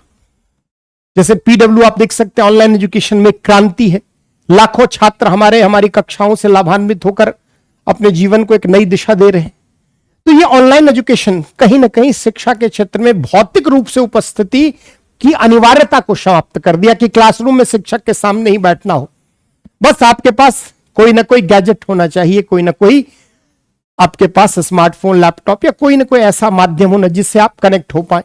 कुछ कमियां क्या है? थोड़ा मूल्य का क्षरण, थोड़ा एंटरटेनमेंट ज्यादा, समय की बर्बादी कई बार, है ना। तो ये सब भी, बोरिंग, एलिनिएशन, तो ये सब बता देंगे। चलिए अगले सब सवाल की तरफ। तो समकालीन सामाजिक आंदोलनों में सोशल मीडिया की भूमिका को रेखांकित कीजिए और इसमें निहित चुनौतियों। इस बार मजे की बात क्या है कि पेपर 1 में बहुत सारे सवाल लग रहा है, पेपर 2 का पूछ दिया गया है। जैसे पेपर 1 जो है उसमें स्पेसिफिक आप क्या पढ़ते हैं? कंसेप्ट पढ़ते हैं, ओवरऑल सोशियोलॉजी, लेकिन आप देखेंगे बहुत सारे सवाल लग रहा है जिसे पेपर 2 के पेपर 1 में सेट कर दिए। सोशल मीडिया की भूमिका और न्यू सामाजिक आंदोलन तो पिछले 4 सालों में कई बार पूछा गया है।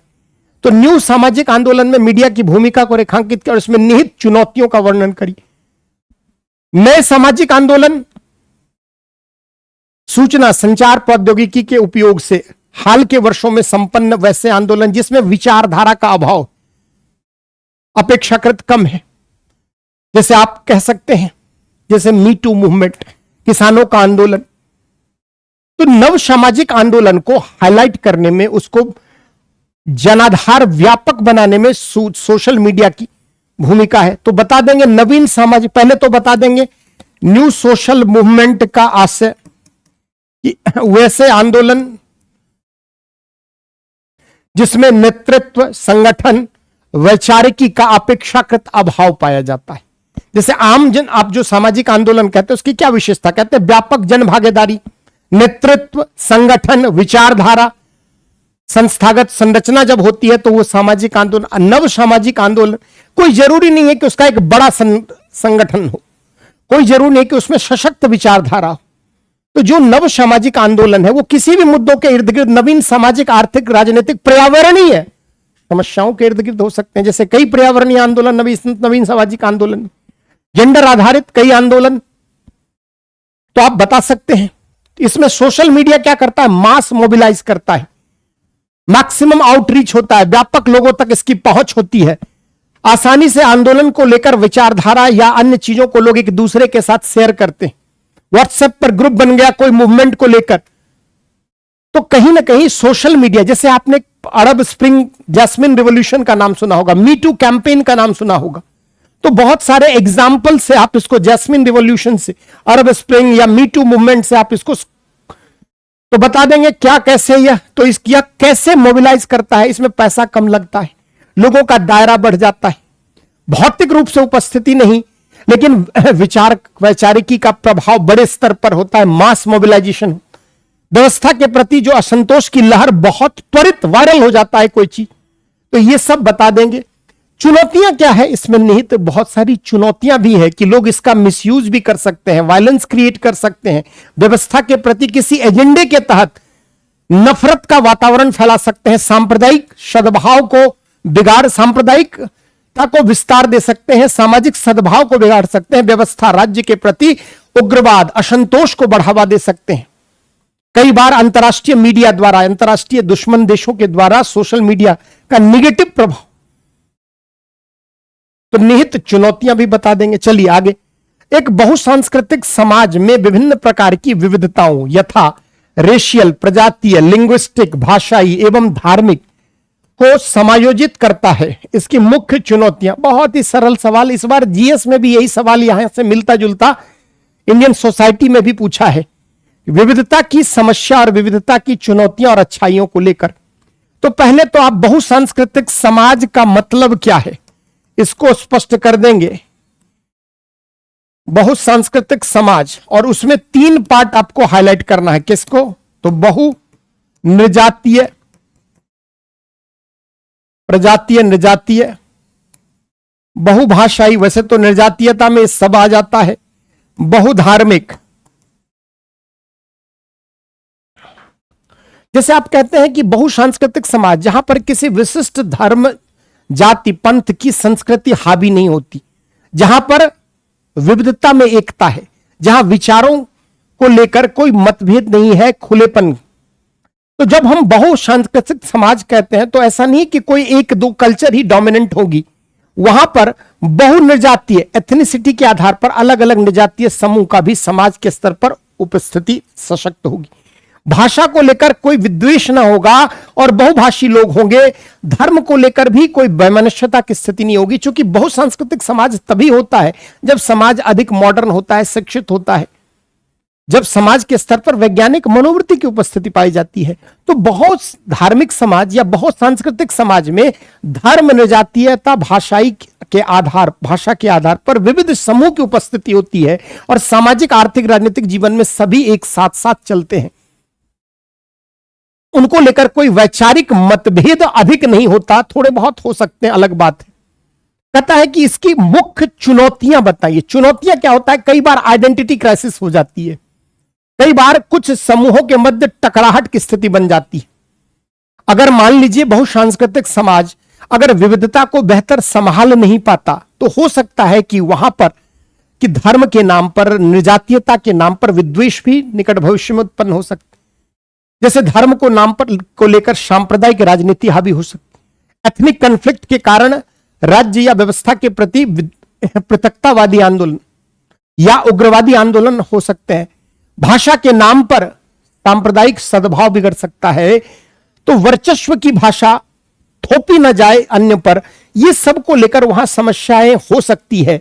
तो एक सांस्कृतिक समाज में यद्यपि बहुनिजातीयता, बहुप्रजातीयता, भाषाई और धार्मिक समूह की समाज के मुख्य सरोकारों में, समाज के से संबंधित विविध पहलुओं में लगभग समान भागीदारी होती है, लेकिन इसमें चुनौतियां क्या है कि इसको संभाले रखना।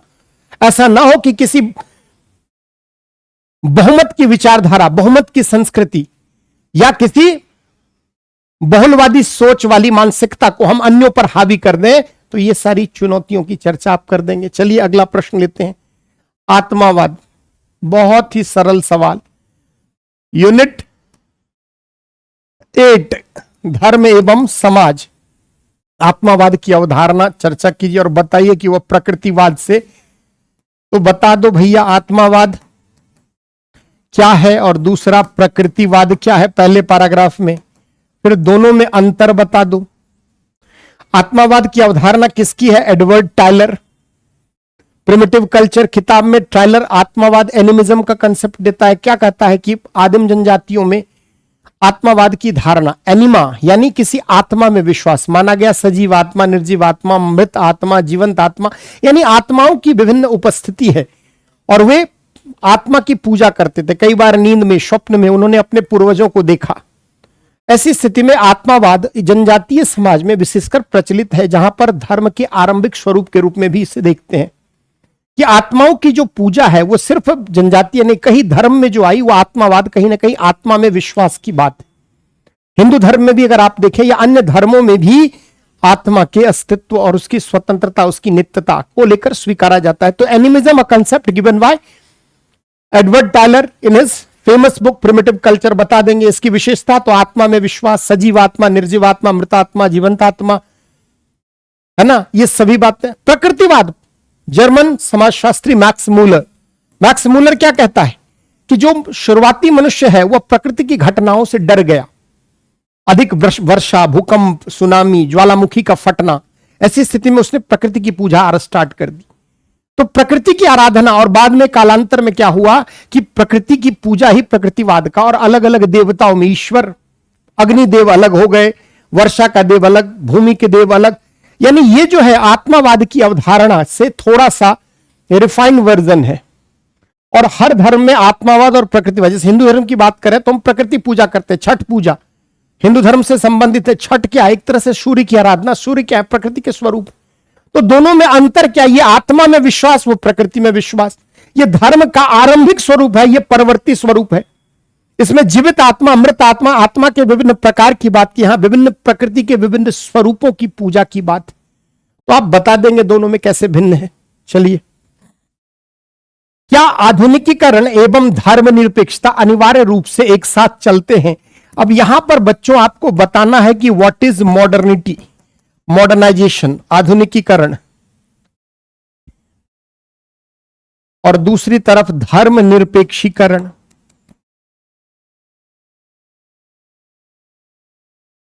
आधुनिकीकरण का आशय क्या है? क्या सिर्फ आधुनिक कपड़े, आधुनिक तकनीक, इसका आधुनिक जीवन शैली को अपनाना आधुनिकीकरण है? आधुनिकीकरण वस्तुतः क्या है? एक ज्ञानोदय है, एक बौद्धिक आंदोलन है, जहां पर व्यक्ति आधुनिक मूल्यों से युक्त होता है। आधुनिक मूल्य का मतलब समानता, स्वतंत्रता, बंधुता, धर्मनिरपेक्षता, मानवता। तो आधुनिकीकरण का मतलब सिर्फ आधुनिक कपड़े पहनना, आधुनिक जीवन शैली को अपनाना, आधुनिक विचारों को अपनाना और उसके अनुरूप व्यवहार करना आधुनिकीकरण। और ऐसी स्थिति में धर्मनिरपेक्षीकरण और आधुनिकीकरण एक साथ साथ चलते हैं।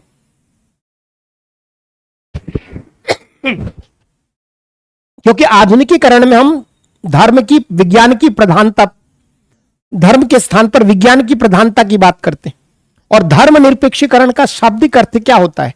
जैसे धर्मनिरपेक्षीकरण की अगर हम परिभाषा देखें तो यह एक ऐसी प्रक्रिया है जहां कोई समाज धीरे धीरे धर्म के प्रभाव से मुक्त होता है। जहां पहले जो बहुत धार्मिक माना जाता था वैसा अब नहीं माना जाता। यानी किसी भी समाज में जहां धर्म का प्रभाव धीरे धीरे कम होता जाता है, इससे संबद्ध प्रक्रिया क्या कहलाती है? धर्मनिरपेक्षीकरण। इस धर्मनिरपेक्षता क्या है? अलौकिकता, इस जगत से संबंधित बात। अमूर्त आत्मा, ईश्वर जैसी सत्ता का खंडन, जिसके केंद्र में मनुष्य है, ईश्वर नहीं। तो आधुनिकीकरण में हम आधुनिक विचार, मूल्य, प्रथा, परंपरा को अपनाने, आधुनिक मूल्य में समानता, स्वतंत्रता, मानवतावाद, धर्मनिरपेक्षता, तो कहीं ना कहीं दोनों एक साथ साथ चलते हैं। आप बता देंगे, आराम से इस प्रश्न को लिखा जा सकता है। अगला, समकालीन समाज में संप्रदायों एवं पंथों की तेजी से वृद्धि की परिघटना को आप कैसे समझते हैं? इस प्रवृत्ति के लिए उत्तरदायी कारकों की चर्चा करें। पहले तो संप्रदाय क्या है, आप दोनों में अंतर बता देंगे। What is sect and what is cult.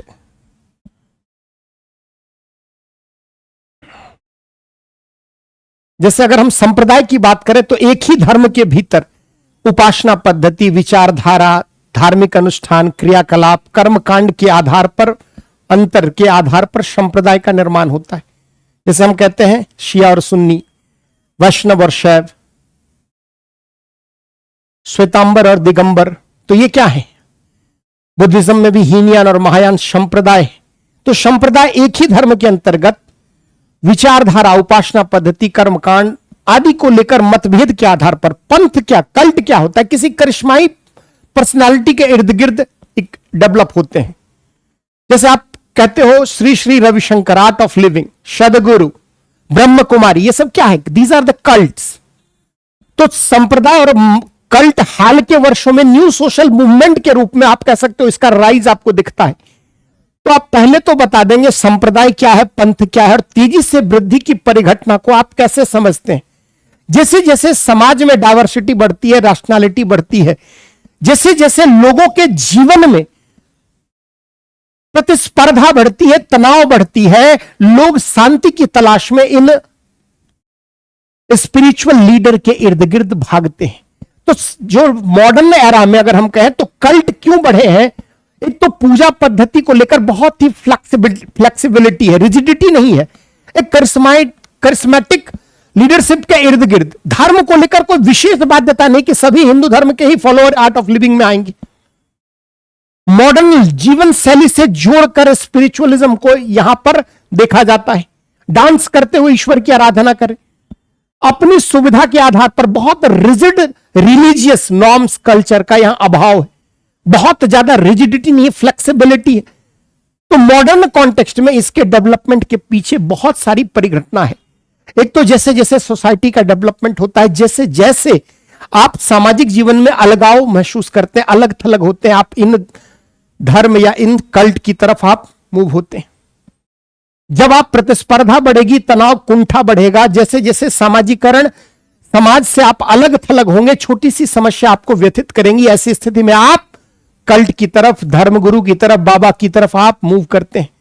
तो एक तरफ धर्म का साइंटिफिक टेम्परामेंट डेवलपमेंट होने के कारण, धर्म का प्रभाव कमा, वही एक स्टिफ कंपटीशन के कारण, समाज के स्तर पर बढ़ते हुए भौतिकता के कारण लोग ऐसे ऐसे धर्मगुरु बाबाओं की शरण में भी आ रहे हैं। और बहुतों को आसानी, बहुतों को खुशी भी महसूस होती है, बहुत को अपने जीवन को नए स्वरूप में ढालने का एक वातावरण मिलता है।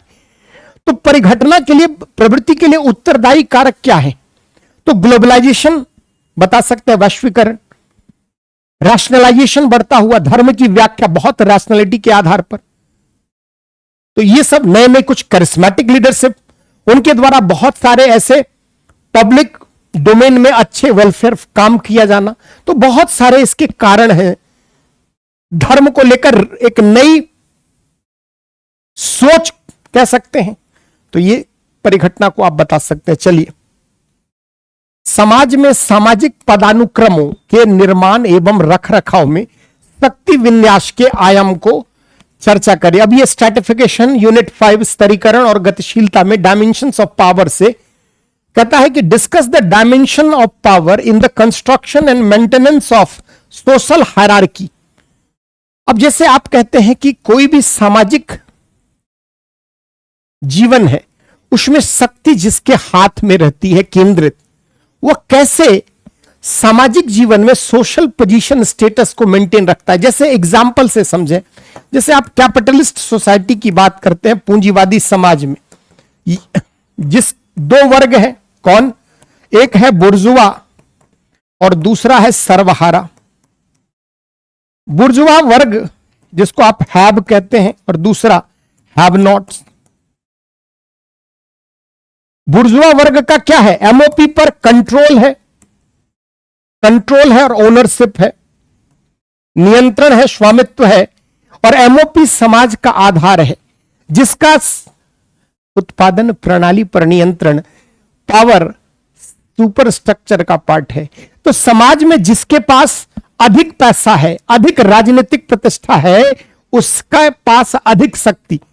अलग अलग विचारक यहां अलग अलग बात कहते हैं। बेबर पढ़ोगे तो कहेंगे सामाजिक, आर्थिक और राजनीतिक, क्लास, स्टेटस एंड पार्टी के आधार पर समाज में स्तरीकरण होता है। मार्क्स को पढ़ोगे तो कहेंगे एमओपी पर कंट्रोल और ओनरशिप के आधार पर दो वर्ग। तो जो शक्ति समीकरण है वो समाज में कैसे बनती है, उसका कैसे निर्माण और रखरखाव होता है, इसमें पावर, जिसके हाथों में शक्ति है, कहीं ना कहीं उसका वर्चस्व होता है। और कई बार शक्ति जो है वो सांस्कारिक परिस्थिति से भी मिलती है। जैसे हिंदू जाति व्यवस्था की बात करें, ब्राह्मण जाति शक्तिशाली क्यों है? कहीं ना कहीं धर्म और संस्कृति के कारण ऐसा माना गया कि वे पवित्र हैं और वे स्तरीकरण में ऊंचे पायदान पर है। तो जो समाज का जैसा स्वरूप होगा और वहां पर जिनके हाथों में सत्ता, शक्ति रहेगी, वे अपना वर्चस्व हर युग में रखते हैं। यही आपको बताना है। यानी स्तरीकरण के निर्धारण के क्रम में शक्ति जो नियंत्रित करती है, जिसके हाथों में रखती है, उसके आधार पर सामाजिक पदानुक्रम का निर्माण होता है। कौन ऊंचा होगा, कौन नीचा होगा। जिसके हाथ में अधिक शक्ति है वह ऊंचे पायदान पर हो सकते हैं और अपेक्षाकृत कम शक्तिशाली जो है वो निम्न पायदान पर है। तो कहता है कि जो सोशल हायरार्की हमारी है उसको डिसाइड कौन करती है? शक्ति की विमाएं, डायमेंशन। और यह धार्मिक, आर्थिक, राजनीतिक कुछ भी हो सकती है। जैसे आज आप भले दलित जाति से हो, लेकिन दलित नेतृत्व के कारण आप लोकसभा में एमपी हैं और कोई मंत्री हैं। भले समाज के स्तर पर निम्न जाति है, लेकिन शक्ति आपके हाथों में है। ऐसी स्थिति में सामाजिक जीवन में, सामाजिक पदानुक्रम में भले आप जातिगत स्तर पर निम्न हो, लेकिन आपकी शक्ति का असर है। तो ये आप आराम से बता सकते हैं। चलिए, लास्ट सवाल 8वां। आधुनिक परिवार न केवल एकल एवं नव स्थानीय हुए हैं, बल्कि संतान केंद्रित भी हो गए हैं। आप इस प्रवृत्ति को कैसे व्याख्यायित करेंगे? अब आधुनिक परिवार न केवल एकल और नव स्थानीय, पहले तो आधुनिक परिवार ऐसे क्यों हो रहे हैं? आधुनिक परिवार क्या कह रहा है? Nuclear and new local. Nuclear, new local plus क्या कह रहा है आप? हीलियोसेंट्रिक, संतान केंद्रित, समझते हैं प्रश्न क्या कह रहा है। बहुत ही सरल प्रश्न है, थोड़ा सा नया कलेवर में। जैसे जैसे आधुनिकीकरण हुआ, नगरीकरण, औद्योगिकरण, रोजगार के अवसर सृजित हुए, लोग ग्रामीण क्षेत्र से नगरीय क्षेत्र की तलाश में आए और संयुक्त परिवार के स्थान पर क्या बना बच्चों? नाभिक परिवार। तो आधुनिक समाज में जैसे जैसे आर्थिक उदारीकरण, आर्थिक अवसरों का सृजन हुआ, लोग अवसरों की तलाश में अपने मूल परिवार, संयुक्त परिवार से अलग थलग हुए और इसके कारण नाभिक परिवार की उपस्थिति हुई। तो नाभिक परिवार की उपस्थिति के पीछे कारण क्या कह सकते हैं? नगरीकरण, शिक्षा का विकास, रोजगार के अवसर, समाज के स्तर पर भौतिकता की वृद्धि, धर्म के प्रभाव में कमी, ये सब कारण। न्यू लोकल मतलब पहले आप पढ़ते हैं परिवार का on the basis of residence, क्या कहते हैं? Patrilocal, matrilocal, neolocal. Patrilocal मतलब पिता के मूल स्थान पर, मैट्री लोकल विवाह के पश्चात माता के मूल स्थान पर, और न्यू लोकल मतलब न तो माता के स्थान पर न तो पिता के स्थान पर। आज महिला और पुरुष दोनों नगरीय क्षेत्र की ओर माइग्रेट कर रहे हैं। ऐसी स्थिति में मूल परिवार कहां है? नए स्थान पर निवास बनाता है, न तो पिता के स्थान पर न तो माता के स्थान पर, नव स्थान पर। जैसे मान लीजिए किसी का घर उत्तर प्रदेश में, लखनऊ जिले में, और उसने विवाह किया मान लीजिए गोरखपुर की महिला से, दोनों दिल्ली में कार्यरत हैं, तो न तो वो अपने ससुराल में रह रहा, न तो अपने मूल परिवार में, वो रह कहां रहा है? दिल्ली में, नए स्थान पर। तो ये बताना है आपको। कहता है संतान केंद्रित क्यों हो गए? जैसे आप देखिए छोटे परिवार की धारणा मॉडर्नाइजेशन के कारण संतान उत्पन्न करने में बर्थ रेट क्या है? गिरा है। हम दो हमारे दो या हम दो हमारे एक हो तो वो अच्छे हैं। एक नई विचारधारा मॉडर्निटी के कारण आई। लोगों को संतानों की अपब्रिंगिंग, उनके बेटर एजुकेशन को लेकर समस्या है। महंगाई बढ़ती जा रही है, लाइफ स्टाइल से रिलेटेड जो भी चीजें हैं महंगी होती जा रही। ऐसी स्थिति में बच्चे कम हो रहे हैं, और परिवार में पहले क्या था? संतानों की अधिकता थी संयुक्त परिवार में। आज परिवार में दो व्यक्ति है, एक या दो बच्चा है। ऐसी स्थिति में उस बच्चे का जो है परिवार में मुख्य भूमिका है डिसीजन मेकिंग में। आज मां बाप अपने बच्चों पर कड़ा अनुशासन नहीं रखते और बच्चों के साथ कहीं ना कहीं अधिक फैमिलियर हो गए। एक फ्रेंड की तरह बच्चों को ट्रीट करना आज बच्चों का कहीं ना कहीं बढ़ा है परिवार में महत्ता। और ऐसी स्थिति में परिवार जो है वो संतान केंद्रित होते जा रहे हैं। इस प्रवृत्ति की कैसे क्यों हो रहा है? तो आधुनिकीकरण के कारण, नगरीकरण, औद्योगिकीकरण, शिक्षा के बढ़ते स्तर के कारण, समाज की उत्तरोत्तर विकास के कारण बता देंगे। चलिए अगला, सामाजिक परिवर्तन के विभिन्न सिद्धांतों की चर्चा करनी है बस, और सामाजिक परिवर्तन के एक रेखीय सिद्धांतों की व्याख्या करनी। तो सामाजिक परिवर्तन के कई सिद्धांत हैं बच्चों।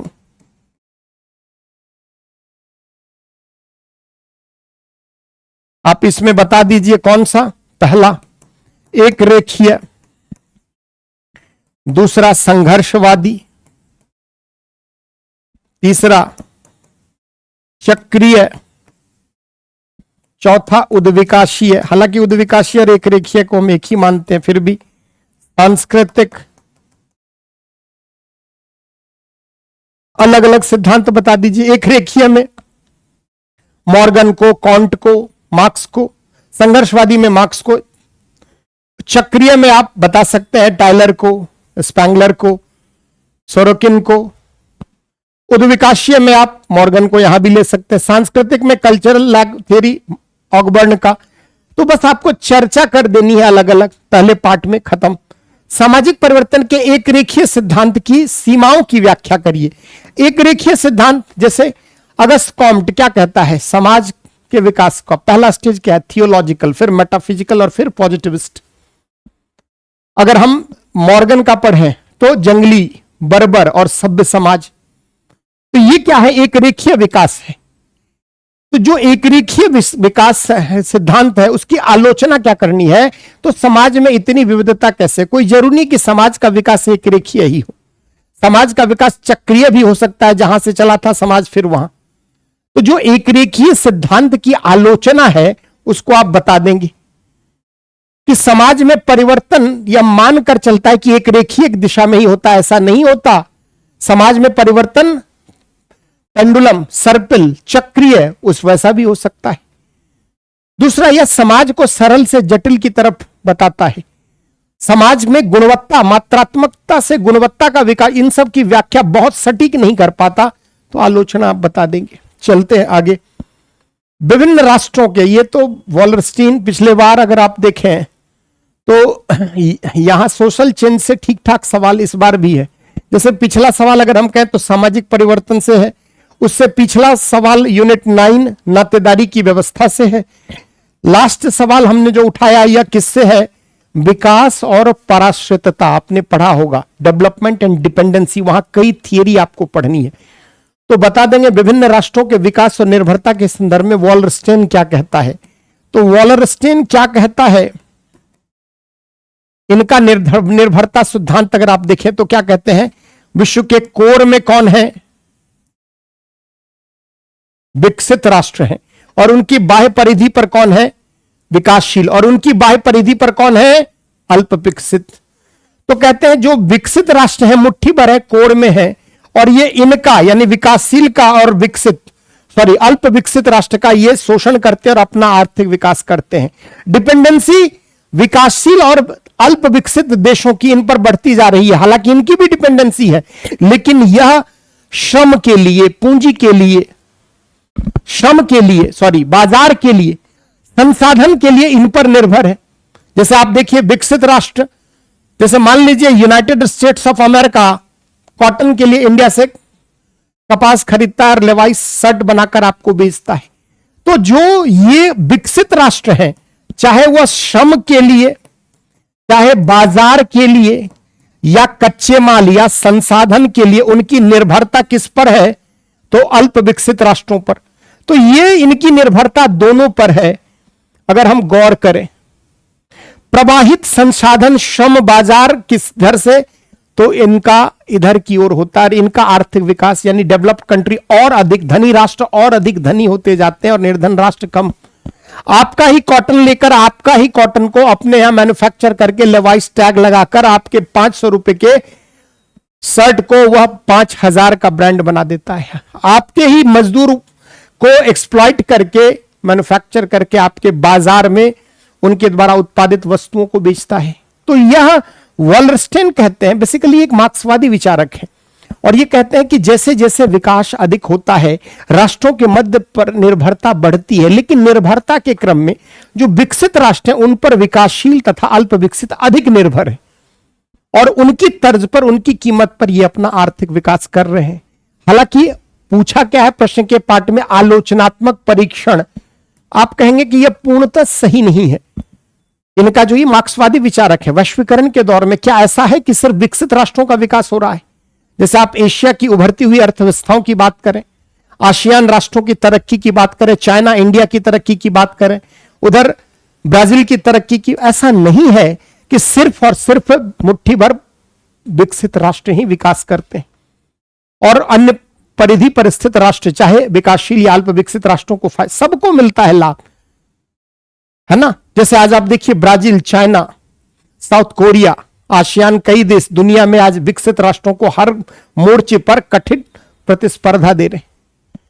तो ऐसा नहीं है कि सिर्फ और सिर्फ पूंजी, श्रम और बाजार का दोहन करके इनका विकास होता है, बल्कि विकास सबका होता है। हो सकता है कि उसमें मात्रा का फर्क हो, तो इस आधार पर इसकी आलोचना कर देंगे। देखो बच्चों, कम समय में चीजें हमें ज्यादा करनी पड़ती है। अगर यही चीज को हम 6 घंटे की वीडियो बनाते तो भी कम होता, लेकिन एक आपको अप्रोच क्लियर होना चाहिए। उम्मीद करता हूं कि यह जो प्रश्न का मैंने डिस्कशन किया होगा बहुत हद तक आपके लिए उपयोगी सिद्ध होगा। जो बच्चे 2025-26 में हिंदी माध्यम से समाजशास्त्र विषय में मुख्य परीक्षा में सम्मिलित होना चाहते हैं, वो अभी से व्यवस्थित तैयारी प्रारंभ करें, क्योंकि प्रश्न जो है बहुत सुंदर और बहुत ही तथ्यात्मक और कई बार थोड़ा बहुत विश्लेषणात्मक पूछा जा रहा है। चलिए, बहुत बहुत धन्यवाद आप सबका। Thank you very much.